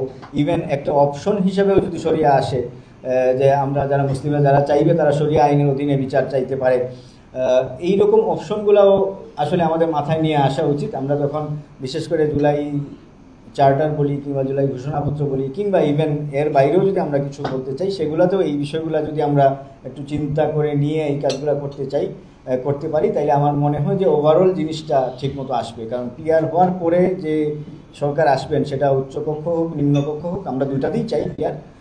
সেক্ষেত্রে আসলে এই টাইপের আমরা যদি শরিয়া আইন বাস্তবায়ন করতে চাই, সেটাও খুব ডিফিকাল্ট হয়ে দাঁড়াবে, কারণ তখন সব ধরনের প্রতিনিধিত্ব থাকবে। ফলে আমার কাছে মনে হয় যে এখন যতটুকু সহজে আমরা ইশতেহার বা ঘোষণাপত্র নিয়ে আসতে পারবো, অন্যগুলোতে আমরা সম্ভবত সে সময় আর পারবো না। ফলে এই বিষয়গুলো আমাদের মাথায় থাকা উচিত। আর লাস্টলি এই কথাটা আমাদের একটু মাথায় আবারও নিয়ে আসা উচিত, গণহত্যার বিচার যে পার্টটা, আজকের যে বিষয়টা, সেটাও আমাদের কনফার্ম করে কিন্তু আমাদের পরবর্তী নির্বাচনে যাওয়া উচিত। আমার মনে হয় না যে আমাদের সংস্কার এবং বিচার প্রক্রিয়া যদি কনফার্ম না করে আমরা নির্বাচনে চলে যাই, তাইলে সম্ভবত আমাদের জুলাইয়ের যে স্পিরিট, সেটা সম্ভবত আমরা ধরে রাখতে পারবো বলে সন্দেহ থাকে যায়। আপাতত এটুকুই। আলহামদুলিল্লাহ। সম্মানিত সভাপতি, বিভিন্ন রাজনৈতিক দলের নেতৃবৃন্দ, আমি সবাইকে অত্যন্ত আন্তরিক মোবারকবাদ জানাচ্ছি যে আজকের দেশের এই ক্রান্তি লগ্নে ইসলামী আন্দোলন বাংলাদেশ সময়োপযোগী একটি আলোচনা এবং গোল টেবিল বৈঠকের আলোচনা করেছে। এই জন্য আবারও তাদেরকে ধন্যবাদ জানাই। আজকে গত জুলাই এবং আগস্টের যে আন্দোলন, সে আন্দোলনের যে লক্ষ্য উদ্দেশ্য আমরা লক্ষ্য করতে ধীরে সেই লক্ষ্য উদ্দেশ্যটা কেমন জানি ভেস্তে যাওয়ার একটা উপক্রম হয়েছে।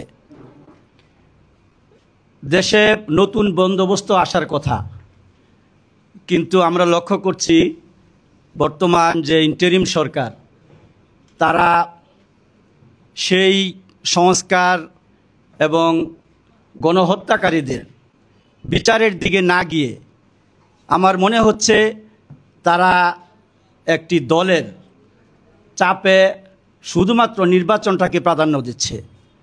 কিন্তু অত্যন্ত পরিতাপের বিষয়, গত 53 বছরে দেশের যেই পরিস্থিতি আমরা লক্ষ্য করেছি, এদেশের মানুষের যে আশা আকাঙ্ক্ষা ছিল, গত 16 বছরের যে ফ্যাসিস্ট সরকার, এই সরকারের পরিবর্তনের মাধ্যমে একটি ন্যায় ইনসাফপূর্ণ একটি সরকার প্রতিষ্ঠা করা, কিন্তু আমরা লক্ষ্য করছি সেটা মনে হয় আর এদেশের মানুষ আর কখনোই সেটা পাবে না। আজকে গতকালকের যে ঘটনা, শুধু এটাই না, প্রতিদিন আমরা যে সামাজিক যোগাযোগ মাধ্যমে আমরা লক্ষ্য করছি যেভাবে সারা দেশে চাঁদাবাজি সহ হত্যা খুন যেভাবে হচ্ছে, এই ধারাবাহিকতা যদি চলতে থাকে, তাহলে আমি মনে করি যে এই জুলাই আগস্টের এই আন্দোলনের কোনো প্রয়োজন ছিল না। এদেশে ছাত্র জনতা, আলেম ওলামারা যে রক্ত দিয়েছে, সে রক্তের সকলেরই একটা উদ্দেশ্য ছিল, এই দেশে একটি ন্যায় ইনসাফপূর্ণ এদেশের মানুষ যাতে সত্যিকার অর্থে স্বাধীনতার। আজকের এই গোল টেবিল আলোচনার সম্মানিত সভাপতি, ইসলামী আন্দোলন বাংলাদেশের সম্মানিত আমির সৈয়দ মুফতি রেজাউল করিম পীর সাহেব চরমোনাই, সমবেত নেতৃবৃন্দ, সুধীমণ্ডলী এবং সাংবাদিক বন্ধুগণ, আসসালামু আলাইকুম রহমতুল্লাহ। আলোচনা প্রায় শেষ পর্যায়ে পৌঁছেছি। দীর্ঘ আলোচনার অবকাশ খুব একটা নেই। আমার প্রথম কথা হচ্ছে, আলোচনায় 3টি বিষয় তার প্রয়োজন ছিল না, যেহেতু প্রথম 2টি বিষয় হচ্ছে একটা জাস্ট মতামত দেওয়ার ব্যাপার, আর সেটা হচ্ছে থার্ড যে বিষয়টি হচ্ছে মূলত আলোচনার বিষয় ছিল। এই তিনটি বিষয় একত্রে করার কারণে আলোচনা কিন্তু ডাইভার্সিফাইড হয়ে গেছে এবং সময় লেগে অনেক রাজনৈতিকভাবে নয়, এটা আমাদের ব্রেন স্টর্মিংয়ের বিষয় ছিল। কারণ যেহেতু এই বিষয়টি এমন একটি বিষয় যে আমাদের পার্টির মধ্যে এ নিয়ে মত পার্থক্য আছে, জনগণের মধ্যে কনফিউশন আছে, ভুলবোঝাবুঝি আছে। তো প্রথমত চরমোনাইকে বিশেষ ধন্যবাদ জানাচ্ছি, তিনি সুন্দর একটি পেপার উপস্থাপন করেছেন এবং তিনি সংক্ষেপে যে সমস্ত সমস্যা আছে, তার বিভিন্ন পদ্ধতি আছে, এগুলো আমরা বিশেষজ্ঞদের মধ্যে আলোচনা করে সমাধান করতে পারবো। এটা অবশ্যই সত্য কথা। আমাদের সমস্যা হচ্ছে আমরা নীতিগতভাবে একমত হচ্ছে কি না। এখানে যারা আছেন প্রায় সবাই একমত হয়েছেন নীতিগতভাবে, আমি বুঝতে পারছি। কারো কিছু পদ্ধতি থাকা সত্ত্বেও একমত হয়েছেন আপনারা। এবার আমার কথা হচ্ছে এই পদ্ধতিটা, আনুপাতিক পদ্ধতিটার উদ্ভাবন হয়েছে, চিন্তা উদ্ভাবন হয়েছে 19 শতকে এবং প্র্যাকটিক্যালি প্রথম চালু হয়েছে 19 শতকের শেষ বছরে, অর্থাৎ 1899 সালে বেলজিয়ামে এটা প্রথম চালু হয়। এরপরে ধরেন আপনার ফিনল্যান্ডে চালু হয়, সুইডেনে চালু হয়, সুইডেনে চালু হয়। এগুলো প্রথম বিশ্বযুদ্ধের আগে চালু হয়ে গেছিল এবং বিশ্বযুদ্ধের পরে আরও অনেক দেশে চালু হয়ে যায়, ইউরোপের দেশগুলোতে। দ্বিতীয় বিশ্বযুদ্ধের পরে এশিয়ার দেশ সহ, আফ্রিকার দেশ সহ অনেক দেশে চালু হয়ে যায়। শেষ দিকে এসে আপনার দক্ষিণ আমেরিকার যে সমস্ত ডিক্টেটর শাসিত দেশ ছিল এগুলো চালু হয়েছে। এখন এসে পৃথিবীতে ব্রিটেন, এটা এখনো পক্ষে না, কিন্তু ব্রিটেনও কিন্তু একটা প্রচণ্ড আন্দোলন আছে, লিবারেল পলিটিক্যাল পার্টি একটা আছে, তারা কিন্তু বারবার দাবি করছে। আমেরিকার ভিতরে প্রোগ্রেসিভ মোস্ট সাইন্টিফিক, না বোঝার ফল, এই পদ্ধতির শ্রেষ্ঠত্ব সবাই স্বীকার করছেন। তো বাস্তব ক্ষেত্রে কিছু প্রবলেম হয়, এটা লঙ্কা আছে, নেপালে আছে, এরপরে বাইরে সাউথ কোরিয়া আছে, জাপান আছে, ফিলিপাইন আছে এবং ইন্দোনেশিয়া আছে, নিউজিল্যান্ড, শ্রীলঙ্কা, নেপাল, এগুলো হয়তো আমাদের মতো দেশ এবং এগুলোতে সমস্যা তৈরি হচ্ছে, কিছু কিছু সমস্যা হয়েছে। এই জন্য আমি মনে করি সমস্যা বড় কথা এমন পেতে হবে না, অধিকতর ভালো যেটা এটা চালু করতে হবে। এবং পৃথিবীতে এটা সবাই মনে করেছে বৈজ্ঞানিকভাবে এবং একাডেমিক্যালি সবাই স্বীকার করে, জনমতের সবচেয়ে বেশি প্রতিফলন ঘটে পিয়ারের মাধ্যমে। এই জন্য পৃথিবীর অনেক দেশে এখন, ওই যে বললাম কানাডা, ব্রিটেন এবং আমেরিকা, এবং কিছু দেশে আছে আপার হাউস পিয়ার পদ্ধতিতে, লাইক অস্ট্রেলিয়া কাউন্সিলে। আবার আমাদের দেশে যেহেতু এশিয়ার দেশগুলোতে আর কিছু হয় পেয়ার পদ্ধতিতে। আমি মনে করি এই মুহূর্তে আমাদের দেবতার অবকাশ নাই এবং তালিকাকে দিতে হবে। এমন না যে লোকায় তালিকা রাখবেন, পাস করার পরে আপনি এটাও হবে না, আগে তালিকা পেশ করতে হবে। পেয়ার পদ্ধতি যেখানে সেখানে নিয়ম কিন্তু এটাই, এখানে দুই ধরনের তালিকা, একটা হচ্ছে ক্লোজ পদ্ধতি, এটা আগে পেশ করতে হয় পার্টি থেকে পেশ, এই আমার আসন অনুযায়ী এইভাবে আমার যারা জিতবেন, যারা জিততে পারে আমি এই দিক দেবো, এবং প্রায়োরিটি করে দল বা দলীয়ভাবে ঠিক করা হয়। আর ওপেন পদ্ধতি হচ্ছে প্রায়োরিটিটা দল ঠিক করে না, ভোটাররা ঠিক করে যে কোনটা প্রায়োরিটি দিতে হবে, কাকে আগে আনতে হবে, পরে নিতে হবে। তা আমাদের দেশে এবং পৃথিবীর প্রায় বেশিরভাগ দেশেই ক্লোজ পদ্ধতি, বদ্ধ তালিকা সিস্টেম আমাদের দেশে মনে করি হওয়া উচিত। তো তালিকা আগে পেশ করতেই হবে। সাথে সাথে আমাদের মনে রাখা দরকার যে যেহেতু আমাদের কিছু দল আবার আনুপাতিক পদ্ধতির সুবিধা পাওয়া যায়, এই জন্য আমার মনে হচ্ছে যে 400 যে আসনের কথা বলা হচ্ছে, 400 আসন হয় 200 আসন হতে হবে মিক্সড পদ্ধতিতে, আর 200 আসন হতে হবে ট্রেডিশনাল পদ্ধতিতে, আর 200 আসন হতে হবে পেয়ার পদ্ধতিতে। তাহলে দুইটা সুবিধা হলো, আঞ্চলিক পদ্ধতি তৈরি হলো, সঙ্গে সঙ্গে আবার আপনার এই যে অঞ্চল বিশেষ দায়বদ্ধতার কথা বলা হচ্ছে, এটাও রক্ষা করতে হবে। এই জন্য মনে করি এই মিক্সড পদ্ধতি বাংলাদেশের এই মুহূর্তে উপযোগী চালু হয়েছে। এটা কিন্তু একভাবে চালু হয় না, আমরা দাবি করছি নীতিগত আমি একমত যে পেয়ার পদ্ধতি হতে হবে, সব কিছু হতে হবে, কিন্তু এই মুহূর্তে করার প্রয়োজন আছে। এই জন্য আমি মনে করি মিক্সড পদ্ধতি হলে পরে অধিক ভালো হয়। আপনাদের সবাই ধন্যবাদ। যে পিয়ার পদ্ধতি এবং দৃশ্যমান বিচার, গণহত্যার যে বিচার জুলাই আগস্টের, এবং প্রয়োজনীয় সংস্কার, এবং জাতীয় নির্বাচনের পূর্বে স্থানীয় নির্বাচন দেওয়া, এ ব্যাপারে আমরা সবাই জামাত সহ এনসিপি সহ সবাই এখানে যারা আছে একমত। আমরা দেখতে চাই যে টেস্ট পরীক্ষামূলক যে স্থানীয় নির্বাচনটা সরকার কিভাবে করতে পারে, তাহলে বোঝা যাবে যে সে জাতীয় নির্বাচনও সেইভাবে সে মাজা সোজা করে একেবারে কঠিনভাবে করতে পারে। আপনারা জানেন যে সংস্কার ছাড়া আমরা নির্বাচন এখানে যারা এটা তো স্বৈরাচার গণতন্ত্রের নামে আরও স্বৈরাচারই করবে, নাম দেবে গণতন্ত্র কিন্তু করবে স্বৈরাচারী। এখানে গণতন্ত্রের সাইনবোর্ড থাকবে আর সে স্বেচ্ছাচারিতা করবে। এটা আমরা যে এত প্রায় 1500 মতো নির্মমভাবে হত্যা করা হলো একেবারে সরকারিভাবে, এখনো কোনো বিচার দায়িত্ববর্তীকারী সরকার ডক্টর মোহাম্মদ ইউনূসের সরকার কই আমরা দৃশ্যমান সেই বিচার এখনো কিন্তু দেখতে পাচ্ছি না। এই বিচার লাগবেই, কেননা বিচার যদি না করা হয় তাহলে মানুষ মনে করবে আমরা এই খারাপ কাজগুলো করলে, অন্যায় করলে, খুন করলে আমরা পার পেয়ে যাবো। যেমন গতকাল যেটা ঘটনা হয়েছে, তারা দাবি করছে বিএনপির কর্মী, আর বিএনপির নেতারা বলে যে আমাদের দলে কোনো চাঁদাবাজি নাই। কিন্তু আমরা সব জায়গায় দেখতেছি, বাংলাদেশের গ্রামগঞ্জ থেকে শুরু করে সব জায়গায় দেখতেছি বিএনপির লোকেরাই চাঁদাবাজি করতেছে। তাহলে বিএনপির নেতাদের কাছে আমাদের প্রশ্ন, আপনাদের যারা কর্মী তাদেরকে আপনারা শাসন করতে পারতেছেন না, কন্ট্রোল করতে পারতেছেন না, আগে নিজের দলকে ঠিক করেন, তারপরে আপনারা নির্বাচনে আসেন, প্রয়োজনীয় সংস্কার করেন। কারণ আমরা চাই না সেই পিছনের দিকে সরে যেতে, আমরা চাই নূতন পদ্ধতিতে। এবং পিআর নিয়ে প্রত্যেকে এখানে বিশেষজ্ঞ যারা আছেন এখানে আলোচনা করছেন। আমাদের ডক্টর আব্দুল কাদের বাচ্চু ভাই, তিনি একেবারে পৃথিবীর বিভিন্ন দেশের উদাহরণগুলো দেশের কোন দেশে আছে, নিউজিল্যান্ড সহ সব জায়গার কথা বলছেন। পিআরে যে যারা ছোট দল বা যারা ভোট পায় 20-25 হাজার, কিন্তু সে এমপি হতে পারে না। কিন্তু পিআরে কি আনুপাতিক হারে সেই সংখ্যা করলে তাহলে দেখা যায় যে আপনি 20,000 বা 50,000 বা 5 লাখ ভোট পাইছেন, আপনি অন্তত 5টা সিট বা 10টা সিট পাইতেছেন আনুপাতিক হারে। আর আপনি যদি বর্তমান যে পুরান পদ্ধতি যেটা চলতে আছে, এই পদ্ধতিতে তো ওখানে মাসেল ব্যবহার হবে, কালো টাকা, ওখানে শক্তি প্রয়োগ করা হবে এবং সেখানে তারা তাদের মতো করে সেন্টারের আগে আমরা সবই দেখেছি, রাতের ভোট দিনে বিভিন্ন ধরনের করে তারা নিয়ে গেছে, কোনো ভোটই হয় নাই। এইটা আর আমরা চাই না বাংলাদেশে। এই জুলাই আগস্টের যে ছাত্র জনতার যে অভ্যুত্থান হয়েছে, আমরা চাই যে না, এখানে একটা গ্রহণযোগ্য এবং সবাই যাতে সংসদে একটা জাতীয় সরকার সবাইকে নিয়ে আমরা করলে তাহলে ইনশাল্লাহ সেটা কামিয়াব হবে।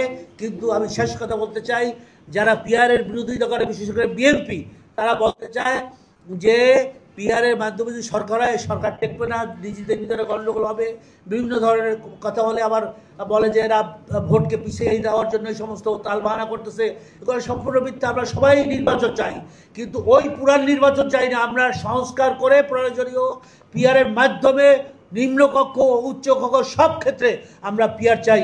এই আহ্বান রেখে আমি আমার বক্তব্য শেষ করছি। আসসালামু আলাইকুম রহমতুল্লাহ। আসসালামু আলাইকুম ওয়া রাহমাতুল্লাহি ওয়া বারাকাতুহু। আলহামদুলিল্লাহি রাব্বিল আলামিন, আসসালাতু ওয়াসসালামু আলা সাইয়্যিদিল মুরসালিন ওয়া আলা আলিহি ওয়া সাহবিহি আজমাইন। ইসলামী আন্দোলন বাংলাদেশের উদ্যোগে আয়োজিত আজকের এই গোল টেবিল বৈঠকের আমাদের অত্যন্ত শ্রদ্ধাভাজন সভাপতি পীর সাহেব চরমনাই মুফতি সৈয়দ মোহাম্মদ রেজাউল করিম হাফেজাহুল্লাহ, আজকের এই গোল টেবিল বৈঠকে সমবেত ইসলামী আন্দোলন বাংলাদেশের সম্মানিত নেতৃবৃন্দ, উপস্থিত জাতীয় নেতৃবৃন্দ, বিদগ্ধ আলোচকবৃন্দ, সাংবাদিক, স্কলার এবং আমার সম্মানিত সুধীবৃন্দ, আমি শুরুতেই আল্লাহ তাআলার কাছে শুকরিয়া জানাচ্ছি সবাই তৃপ্তি সহকারে যে বাংলাদেশের একটা অবাধ নিরপেক্ষ নির্বাচনের জন্য প্রয়োজনীয় সংস্কার করা, গণহত্যার অপরাধী যারা অপরাধী তাদের বিচার করা এবং একটা সুষ্ঠু সুন্দর নির্বাচন ব্যবস্থা আমাদের মধ্যে কি করে আসতে পারে সে লক্ষ্যেই আজকের এই গোল টেবিল বৈঠকের আয়োজন করা হয়েছে। মূলত পিআর পদ্ধতিকে ফোকাস করা হয়েছে, কারণ ইলেকটোরাল প্রসেসটাই হচ্ছে আসল। সেজন্য আজকে আলোচকদের মধ্যে কিন্তু এই পিআর পদ্ধতি মূলত মূল প্রতিপাদ্য হিসেবে ফুটে উঠেছে। তো আমি ইসলামী আন্দোলন বাংলাদেশকে এই কারণে ধন্যবাদ জানাই, আমার জানা মতে এটি বোধহয় প্রথম জাতীয় পর্যায়ের সকল নেতৃবৃন্দ, বিষয় বিশেষজ্ঞ, বিদগ্ধ আলোচক, স্কলারদেরকে নিয়ে পিআর পদ্ধতির উপরে, ইলেকট্রাল প্রসেসের উপরে একটা রাজনৈতিক দলের উদ্যোগে এটি একটা প্রথম সফল একটা গোলটেবিল বৈঠক। এটার জন্য আমরা সকলেই ইসলামী আন্দোলন বাংলাদেশ এবং তার সভাপতি পীর সাহেব চরবরাই হাফিজাউল্লাহকে মোবারকবাদ জানাই, ধন্যবাদ জানাই। এবং আমার মনে হয়, আমি এটা বলতে দ্বিধা নেই আমার, যে গত 28 তারিখে ইসলামী আন্দোলন বাংলাদেশের উদ্যোগে যে মহাসমাবেশটা হলো সরোয়ার্দী উদ্যানে, সেই দিন মঞ্চে যেসব জাতীয় নেতৃবৃন্দ উপস্থিত ছিলেন, সেটাও কিন্তু প্রথম একই কণ্ঠে একই সুরে পিআর পদ্ধতির পক্ষে তাদের মূল্যবান মতামত ব্যক্ত করায় জাতীয় রাজনীতিতে, প্রশাসনে, সরকারে, ইভেন ন্যাশনাল কনসেনসাস কমিশন, অন্যান্য দল যারা এর পক্ষে বিপক্ষে, সকলের মধ্যেই এই পিআর পদ্ধতিটা কিন্তু আলোচনায় বেশি গুরুত্ব পেয়েছে। এর আগে ইন্ডিভিজুয়ালি আলোচনা হচ্ছিল, কিন্তু একটা রাজনৈতিক প্রেশার কিন্তু সকলের মধ্যে তৈরি হয়েছে এই সিস্টেমটা।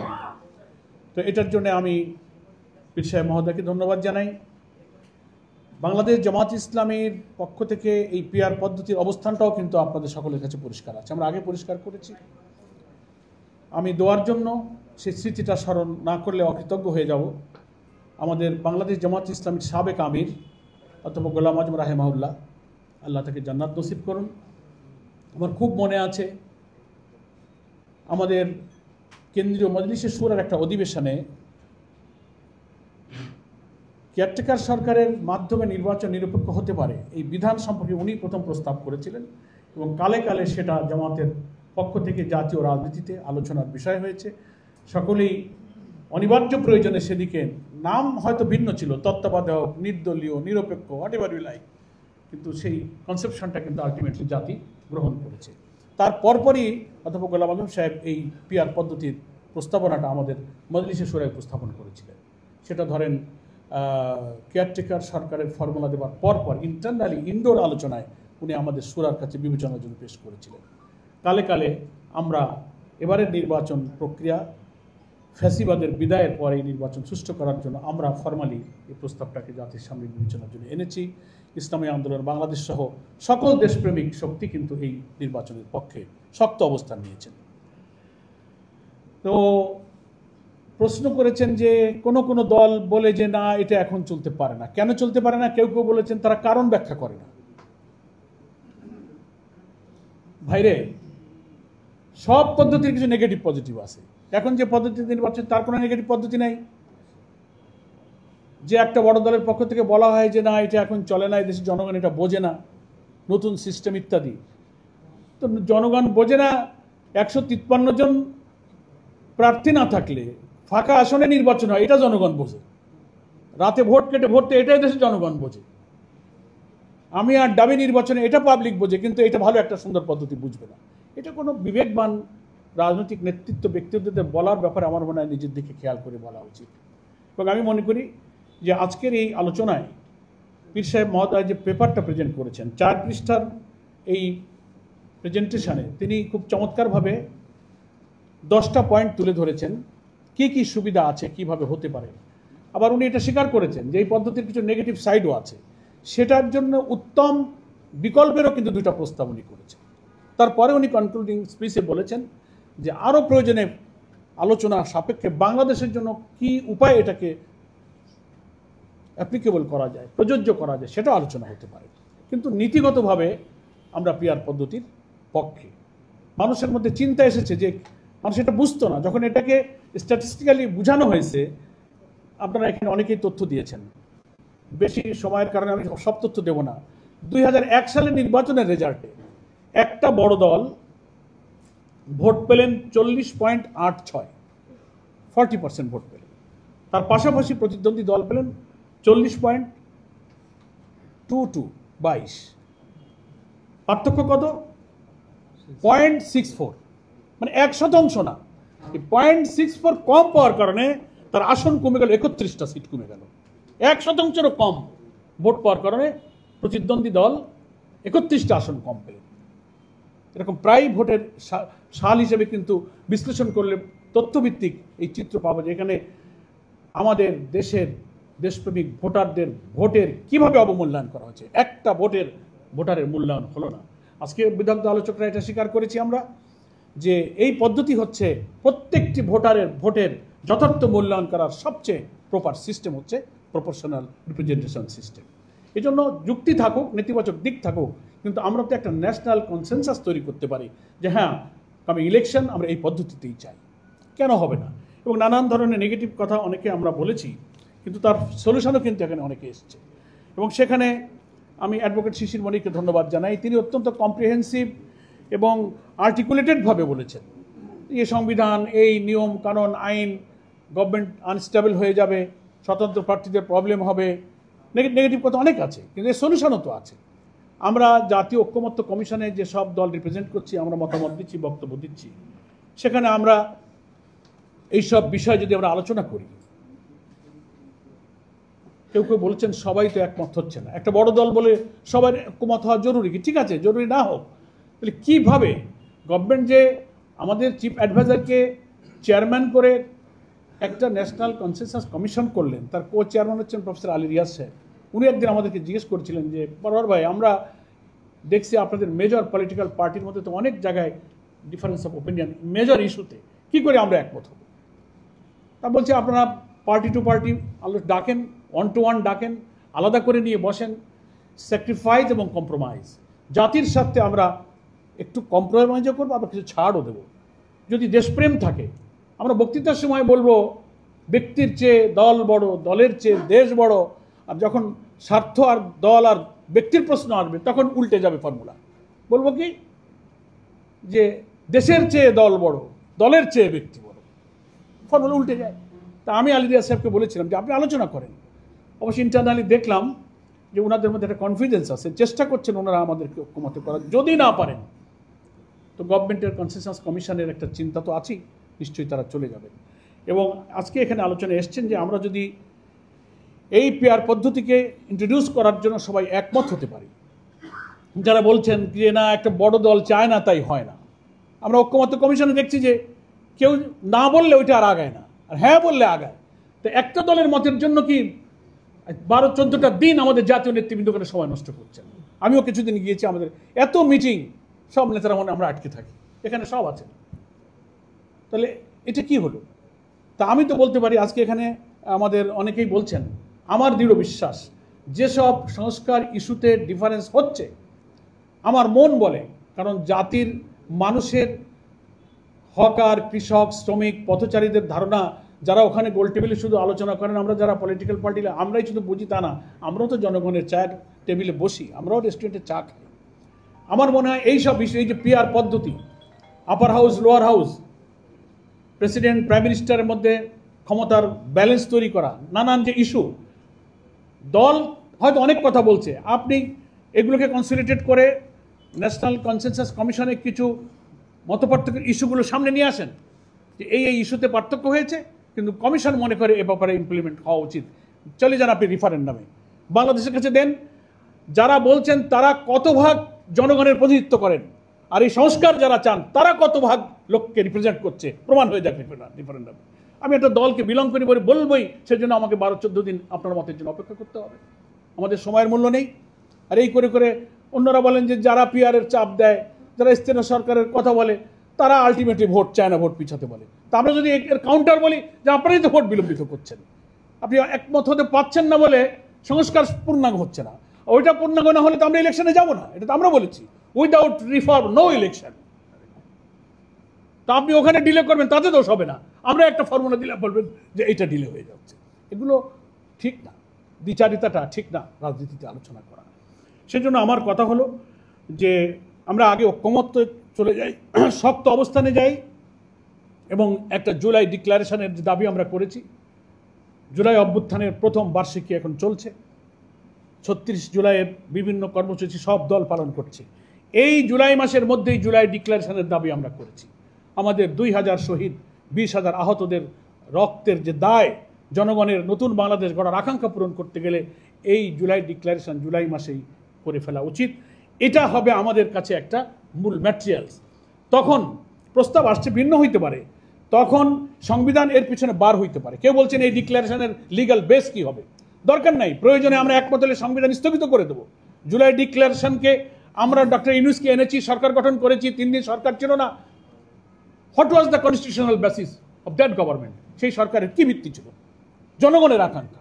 তো সেই জনগণ আমরা যদি চাই, তা আসেন আমরা সংবিধান স্থগিত করে দিই, একটা জুলাই ডিক্লারেশনের ভিত্তিতে একটা কনসেনসাস তৈরি হোক, দেন আমরা একটা রিফারেন্ডামে চলে যাই এবং তার ভিত্তিতে ইলেকশন হবে। পদ্ধতি তো অনেক আছে, কিন্তু আমাদের তো ডিসকাস করতে হবে। আমি একটা জায়গায় খুঁটি মেরে পড়ে থাকবো, আমাদের গ্রামে বলে ছাগুলে খুমি, কি বলে ছাগুলে খামি। ছাগল যদি কোনো দিকে যাইতে না চায় তো ওর গলার দড়ি টেনে ঘাট ছিঁড়ে ফেলবেন, তবুও যাবে না, ওরে পাজা কোলা করে নিতে হবে। তা কোনো দল যদি ছাগুলে খামি দেন, তো আপনাকে তো টেনে আনার কোনো উপায় নাই, আপনাকে পাজা কোলা করে নিতে হবে। সেই জন্য আমি প্রস্তাব দিব যে সহজে আমরা আলোচনার জন্য আজকের আর্টিকেলে কিন্তু 10টা পরামর্শ এসেছে। নেগেটিভ সাইডের ব্যাপারে 2টা গুরুত্বপূর্ণ উত্তম অপশনও দেওয়া হয়েছে। কনক্লুশনে পীর সাহেব মহোদয় বলেছেন যে প্রয়োজন আরও আলোচনা করা যাবে, কিন্তু এইটার কোনো অল্টারনেটিভ ভালো পথ নেই। আসেন 5-6টা পদ্ধতি বিশ্বে আছে পিয়ারের, তো আমাদের দেশের জন্য কোনটা প্রযোজ্য সেটা নিয়ে আমরা স্কলারদের নিয়ে আলোচনা করি। আমি একটা প্রস্তাব দিতে চাই যে আজকের এই আলোচনাকে ভিত্তি বানিয়ে এখানে যে সমস্ত কম্প্রিহেন্সিভ আর্টিকুলেটেড প্রস্তাব এসছে, এটাকে ভিত্তি বানিয়ে আমরা যে সমস্ত রাজনৈতিক দল এই পিয়ারের পক্ষে আছে তাদের মধ্য থেকে এক্সপার্ট, স্কলার, লয়ারকে সমন্বয়ে আমরা একটা টিম করতে পারি, করে তারা ওয়ার্ক করুক, করে একটা জাতীয় কনভেনশনের আলোচনা করতে পারে এবং সেইটা একটা ফর্মুলা দাঁড় করিয়ে জাতির কাছে আমরা পেশ করতে পারি। নিশ্চয়ই এর বিরোধিতা যারা করছেন তাদের যুক্তি এখানে কিন্তু দুর্বল হয়ে যাবে।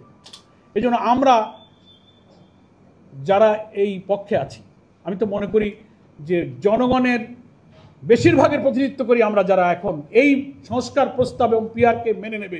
দলীয় মত ভিন্ন থাকুক, কিন্তু এই পয়েন্টে জনগণের অধিকাংশ লোক আমাদের পক্ষে মত দেবে। ফলে উই মে গো টু রিফারেন্ডাম, আমরা রিফারেন্ডামে যেতে পারি, এর প্রস্তাব আমরা দিতে পারি।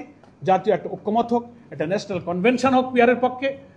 প্রচণ্ড গণমত যদি আমরা সৃষ্টি করতে পারি, তো দুর্বল দাবি নিয়ে যারা ইলেকশনকে ডিলে করবেন, শুধুমাত্র দলীয় স্বার্থ আর ব্যক্তি স্বার্থকে শক্ত করে দেখবেন, নিশ্চয়ই তারা জাতীয় জনমতের কাছে পরাভূত হবেন ইনশাআল্লাহ। এটা হচ্ছে আমার কথা। আরেকটা কথা বলে আমি শেষ করতে চাই যে এই পদ্ধতিতে সরকার স্থিতিশীল থাকে না, স্বতন্ত্র ইলেকশন করতে পারে না। এর মধ্যে উত্তম বিকল্পের মধ্যে সেটাও আলোচনার সুযোগ আছে, সব কিছু আলোচনার সুযোগ আছে। কনস্টিটিউশন আমরা যখন করব বা জুলাই ডিক্লারেশন করবে, সব কিছু আমরা এই আলোচনার মধ্যে নিয়ে আসতে পারবো। সেজন্য আসুন, আমি মনে করি যে আগামী জাতীয় নির্বাচনকে সামনে রেখে আজকের এই গোলটেবিল আমাদের নতুন বাংলাদেশ গড়ার পক্ষে ইলেকটোরাল প্রসেসকে গ্রহণযোগ্য করার জন্য একটা নতুন সূচনা, শুভ সূচনা। It is a good starting. এই জন্য আমি পীর সাহেব মহোদয়কে জামাত ইসলামীর পক্ষ থেকে ধন্যবাদ জানাই এবং এ ব্যাপারে একটা উদ্যোগ গ্রহণ করে সকল রাজনৈতিক দলের রিপ্রেজেন্টেটিভ নিয়ে একটা টিম করে আমরা এ ব্যাপারে আইনি মতামতগুলো আসুক, পেপারস আসুক, আমরা একটা ফর্মুলা বাংলাদেশের জন্য উপযোগী করে আমরা জাতির সামনে পেশ করি। জাতি তখন আশ্বস্ত হবে যে না, ওনারা আলেম ওলামা, দেশপ্রেমিক শক্তি দল, তারা একটা চিন্তা দিয়েছিল, একটা খসড়া গ্রহণযোগ্য চিন্তা করার মতো প্রস্তাবও তারা দিয়েছে। তখন এটার একটা কনফিডেন্স জাতির কাছে তৈরি করবে। এটা সময় আছে, আমরা আগাতে পারি এবং এ ব্যাপারে ঐক্যমত্য হলে আশা করি আজকের সবার সভাপতি এ বিষয়ে একটা চিন্তা, একটা দৃষ্টিভঙ্গি আমাদের সামনে পেশ করবেন। সকলকে ধন্যবাদ জানিয়ে আমি আপনাদের ধৈর্য সহকারে দুটো কথা শোনার জন্য আবার মোবারক জানিয়ে আমার বক্তব্য শেষ করছি। ওমা তৌফিক ইল্লা বিল্লাহ। আসসালামু আলাইকুম ওয়া রাহমাতুল্লাহি ওয়া বারাকাতুহু। সম্মানিত সুধীমণ্ডলী, বৃন্দ, সাথীরা, বন্ধুরা, আসসালামু আলাইকুম।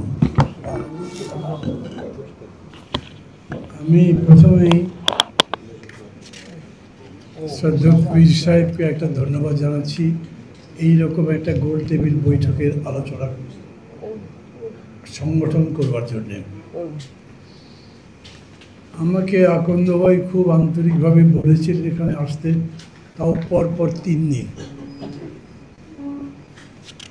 আমি আসতে চাইনি, মানে এরকম একটা হয়েছে। আপনারা যেরকম আমি সর্বশেষ শুনলাম, উনি খুবই স্পষ্ট এই ব্যাপারে, ডিসাইডেড, এমনকি এর পরে কী করবেন সেটাও উনি ঠিক করেছেন। আমার ব্যাপারটা আমি খোলাখুলি স্বীকার করি যে এই ব্যাপারে আমার কম। আমার উপলব্ধি পরিপূর্ণ না, এবং এই জন্য আমি ওনাকে বিশেষভাবে অনুরোধ করেছিলাম আমি যাব, কারণ পীর সাহেব নিজে ফোনে আমাকে বলেছেন, মানে এরপরে আমার না আসাটা খুবই অভদ্রতা হয়। আর এরকম নয় যে আপনাদের প্রতি আমি কোনো বৈরী মনোভাব পোষণ করি, বরঞ্চ আমি এরকম মনে করি যে আজকে এইখানে যে ওলেমা মাশায়েখ বিদগ্ধ মানুষ আছেন তাদের থেকে জ্ঞান নিতে পারলে আমি সমৃদ্ধ হব, অতএব যাব কিন্তু কথা বলবো না। আর একটা কারণ হচ্ছে, সেটা হচ্ছে আমি বলেছি এই ব্যাপারটায় আমি খুব স্পষ্ট নই, লম্বা কোনো বক্তৃতা করবার দরকার নেই। আমি এই পেপারটা এখানে বসে বসে যতখানি দেখতে পারলাম, পেপারটা খুব সুন্দর লেখা, মানে আমি এটা লাইন বাই লাইন এবং বিটুইন দ্য লাইন্স পড়ব, বোঝার চেষ্টা করব, এবং আমি এখন এটুকু বলতে পারি এটা একটা চমৎকার ড্রাফট। এটার উপরে একটা মন্তব্য করার জন্যেও পাণ্ডিত্য দরকার, আমার এরকম নাই। লোকে আছে কেউ কেউ আমাকে পণ্ডিত মনে করে, এরকম না, আমি একটু গুছিয়ে কথা বলতে পারি, কিন্তু পাণ্ডিত্য নেই, অনেক জানি এরকম না। যেমন ধরেন যে বিষয়টা এখন সবচাইতে বেশি চর্চিত আলোচিত এই পিয়ার পদ্ধতি দিয়ে, আমি সাধারণত বিতর্কের মধ্যে অনেক সময় কনফিউজ থাকি। এর ভালো দিকও আমি দেখেছি, খারাপ দিকও দেখেছি। ভালো দিকটা মানে একটা প্রিন্সিপাল দিক যে হ্যাঁ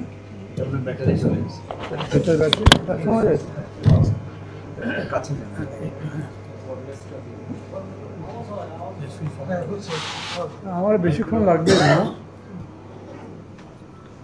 এটার ভালো দিকটা হলো খুবই, আমি প্রিন্সিপালি মনে করি যে আমাদের এখানে মানে যে পদ্ধতি চালু আছে,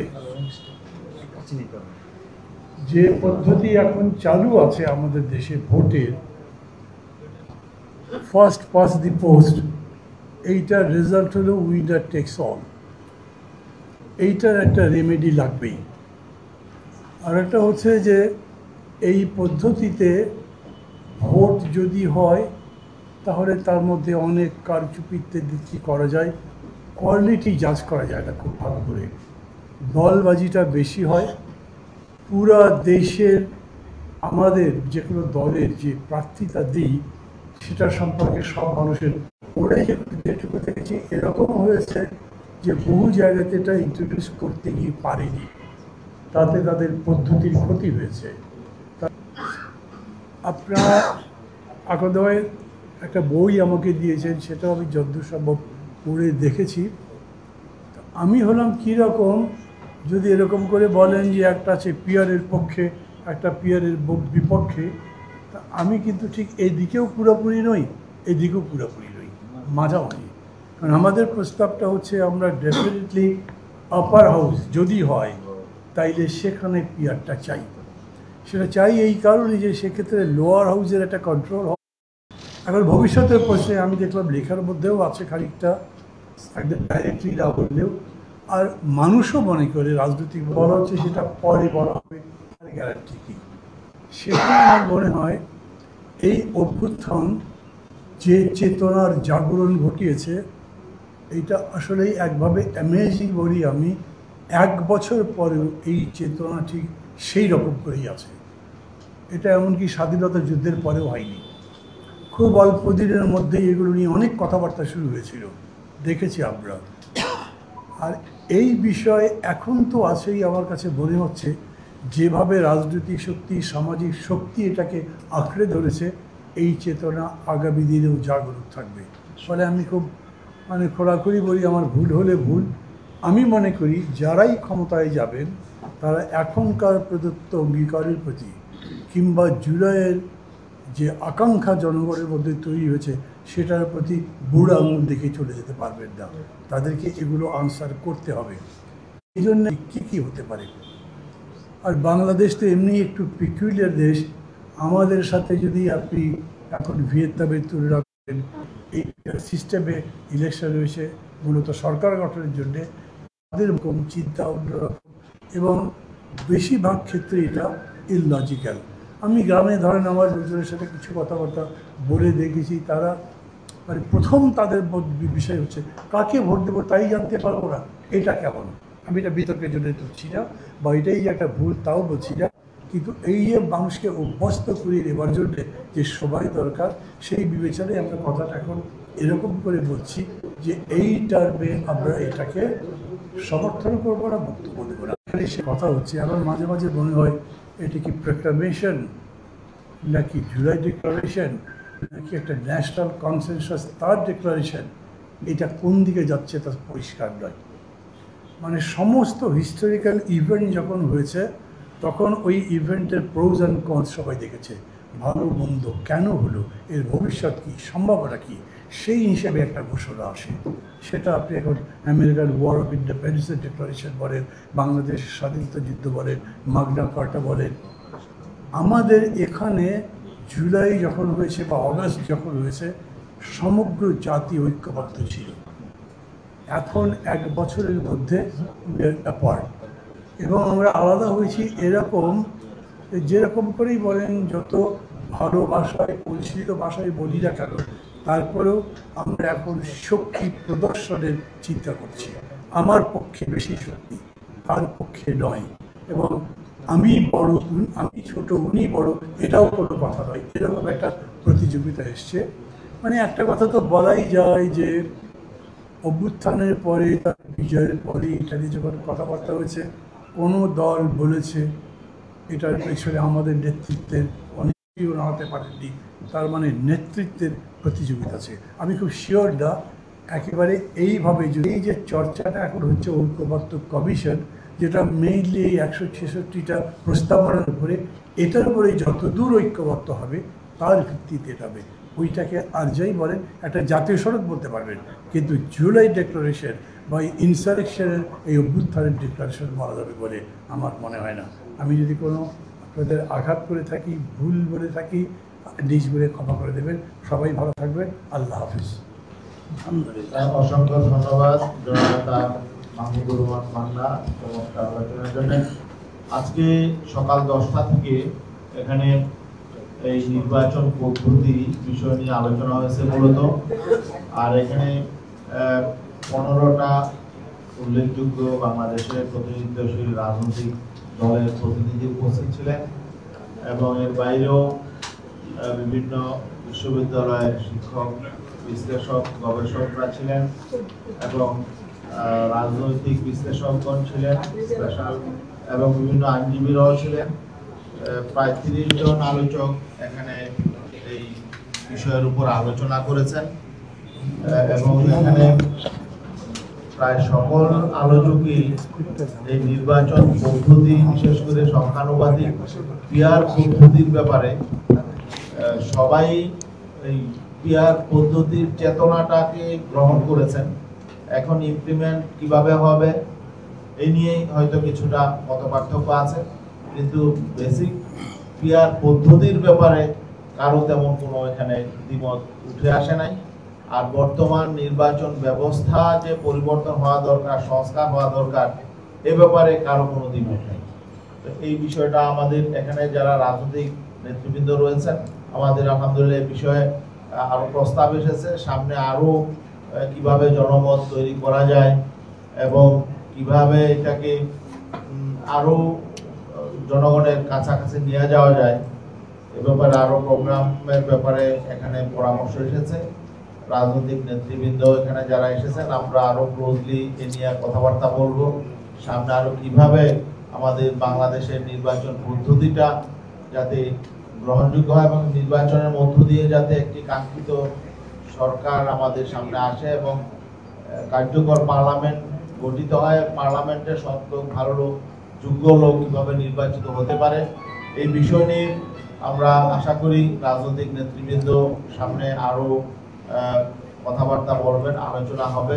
শুধু একটি দুটি দলের চাহিদা পূরণের জন্যই আমাদের সংস্কার সেটা না, বরং আমাদের এখানে নাগরিক সমাজের প্রতিনিধিও আজকে ছিলেন, তারাও তাদের অভিমত প্রকাশ করেছেন।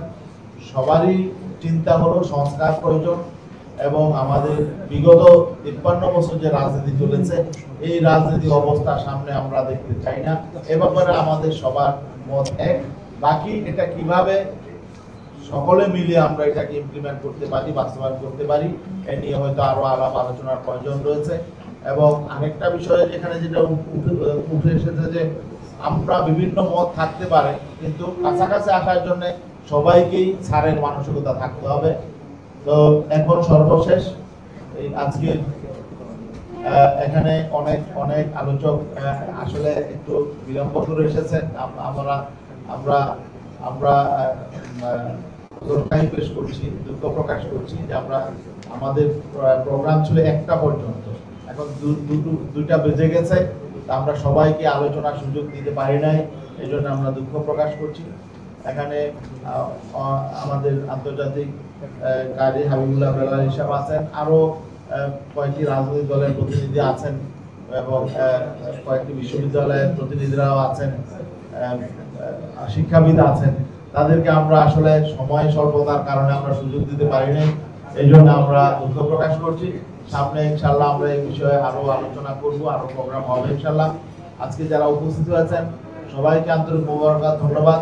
এবং সর্বশেষ আমাদের লিখিত একটা বক্তব্য আমাদের আজকের অনুষ্ঠানের সভাপতি ইসলামী আন্দোলন বাংলাদেশের মতো আমির পীর সাহেব চরমনাই লিখিত বক্তব্যের মধ্য দিয়ে অনুষ্ঠান শুরু হয়েছিল। হুজুরের বক্তব্য সবার কাছে পৌঁছে দেওয়া হয়েছে, যদি কেউ না পেয়ে থাকেন পৌঁছে দেওয়া হবে। আর বাকি লিখিত বক্তব্য সময় অনেক উপস্থিত ছিলেন না। সর্বশেষ এখন আজকের এই অনুষ্ঠানের মোহতারাম সভাপতি ইসলামী আন্দোলন বাংলাদেশের মোহতারাম আমির হযরত পীর সাহেব হুজুর চরমনাই মুফতি সৈয়দ মোহাম্মদ রেজাউল করিম, তিনি সমাপনী বক্তব্য পেশ করছেন। আলহামদুলিল্লাহ, সকলকে ধন্যবাদ আপনাদের গুরুত্বপূর্ণ মতামত প্রকাশ করার জন্য। তবে সবচেয়ে ভালো লাগছে যে আমরা এখানে যারা উপস্থিত হয়েছি তাদের সকলেরই এই দেশটা গড়ার যে মন মানসিকতা নিয়ে আলোচনা করেছেন, এই জন্য আমাদের পক্ষ থেকে, বিশেষ করে আমার পক্ষ থেকে সকলকে আমি ধন্যবাদ জানাচ্ছি। সাথে সাথে আমাদের ভাই গোলাম পরোয়ার, সেক্রেটারি জেনারেল জামাত ইসলামের যে কথা বলেছেন যে আমরা বিভিন্ন সময় বলে থাকি ব্যক্তির চেয়ে দল বড়, দলের চেয়ে দেশ বড়। আবার তিনি উল্টাও বলেছেন দেশের চেয়ে দল বড়, দলের চেয়ে ব্যক্তি বড়। আমরা প্রথম অবস্থাটাই থাকি, ব্যক্তির চেয়ে দল বড়, দলের চেয়ে দেশ বড়। এই অবস্থানে আমরা যদি থাকি, 53 বছর যে অবস্থা আমাদের দেশে হয়েছে, হাজার হাজার মায়ের কোল যে সন্তান হারা হয়েছে, আমাদের দেশের টাকা বিদেশে পাচার হয়ে বেগম পাড়া তৈরি হয়েছে, এই দেশের ভিতরে আয়নাঘর তৈরি হওয়ার মতো, রাস্তায় নামলে গুম হওয়া, খুন হওয়া, এবং যেখানে অনভিজ্ঞ যারা নাকি দেশ পরিচালনার ন্যূনতম কোনো যোগ্যতা থাকে না, তারা দেশ পরিচালনার আসনে বসে যেই প্রক্রিয়া দেশকে ধ্বংস করেছে, এই পুনরাবৃত্তি আমরা আর দেখতে চাই না। আমরা 5ই আগস্টের পরে এই দেশটাকে সুন্দর করার লক্ষ্যে আমরা যে পদ্ধতির কথা বলেছি, আসলে বাস্তবতা হলো এতটুকুই যে উভয় পক্ষে পিয়ার আসলে বাস্তবতা, আর এটাই প্রয়োজন। আর আমরা সবাই যদি আল্লাহর রহমতে একমত হতে পারি, তাহলে এটা কোনো কঠিন কিছু নয়। এটা বিশেষ করে সকলকে উদাত্ত আহ্বান জানাবো। আর বিশেষ করে আপনারা লক্ষ্য করেছেন, আমরা আর কতদিন দেখব গতকালকে যে অবস্থাটা আমাদের সামনে প্রকাশ পেয়েছে, যে বাংলাদেশের সন্তানটাকে যেভাবে নির্মমভাবে আজকে আইয়ামে জাহিলিয়াতের যুগের যে বর্বরতা, তাও হার মানিয়েছে গতকালকের ওই ঘটনা। এই পুনরাবৃত্তি আমরা কতদিন দেখব? আর এখন যে পদ্ধতি, যারা নাকি বারবার যাদের দল থেকে এবং যাদের ছত্রছায়া থেকে এই ধরনের কাণ্ডগুলো ঘটছে, তারা যদি আবার এই পদ্ধতিতে নির্বাচনে আমরা দেখি, তখন তাদের কালো চেহারাটা আমরা আরও পরিষ্কার দেখতে পাবো। আসলে কোনো ভদ্র মানুষ, কোনো দেশপ্রেমিক রাজনৈতিক দল, তাদের তাণ্ডবে এলাকা ভিত্তিক কোনো ভালো প্রার্থীকে ভোট দেওয়ার কোনো পরিবেশই থাকবে না। এটাই হলো বাস্তবতা। আমরা যতটুকু দেখেছি, সেখানে কালো টাকার দৌরাত্ম্য পেশি শক্তির, সেখানে দৌরাত্ম্যের কারণে কোনো ভালো লোক কিন্তু তাদের মতামত প্রকাশ করতে পারে না। আর এই ক্রিয়ার পদ্ধতির মাধ্যমে আমরা এগুলো সব আশা করি আলহামদুলিল্লাহ দূর হওয়ার মতো একটা আমরা একটা মনে করছি বিধায় আমরা সেই 2008 সালে যখন টেলিভিশনে জাতীয়ভাবে আমি বলছিলাম তখন কিন্তু পিয়ার পদ্ধতিটাকে আমরা নিয়ে আসছিলাম।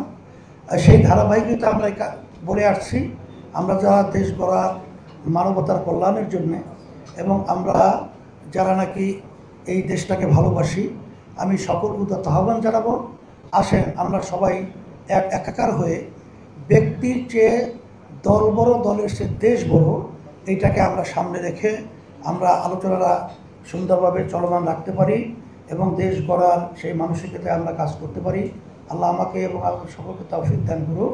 আর সবাই আশায় আপনারা কষ্ট করে এসেছেন, মান্না ভাই তো কথাটা বলেছেনই, আরও কষ্ট দেব, কারণ কষ্ট দেওয়ার জন্যই আমি আপনাদের কাছে দুঃখ প্রকাশ করছি, ক্ষমাও চাচ্ছি, মাফও চাচ্ছি যে আপনারা হয়তো বা কষ্ট করে এসেছেন। আসলে কষ্টটা দেশের জন্যই করছি, অন্য কোনো উদ্দেশ্য আমাদের নাই, মানবতার কল্যাণের জন্যই করছি। এটা আপনাদের বিবেচনার জন্য আমি আপনার কথাটা রেখে আলোচনা শেষ করছি। আল্লাহুম্মা আমিন। রব্বানা আতিনা ফিদ দুনিয়া হাসানাহ ওয়া ফিল আখিরাতি হাসানাহ।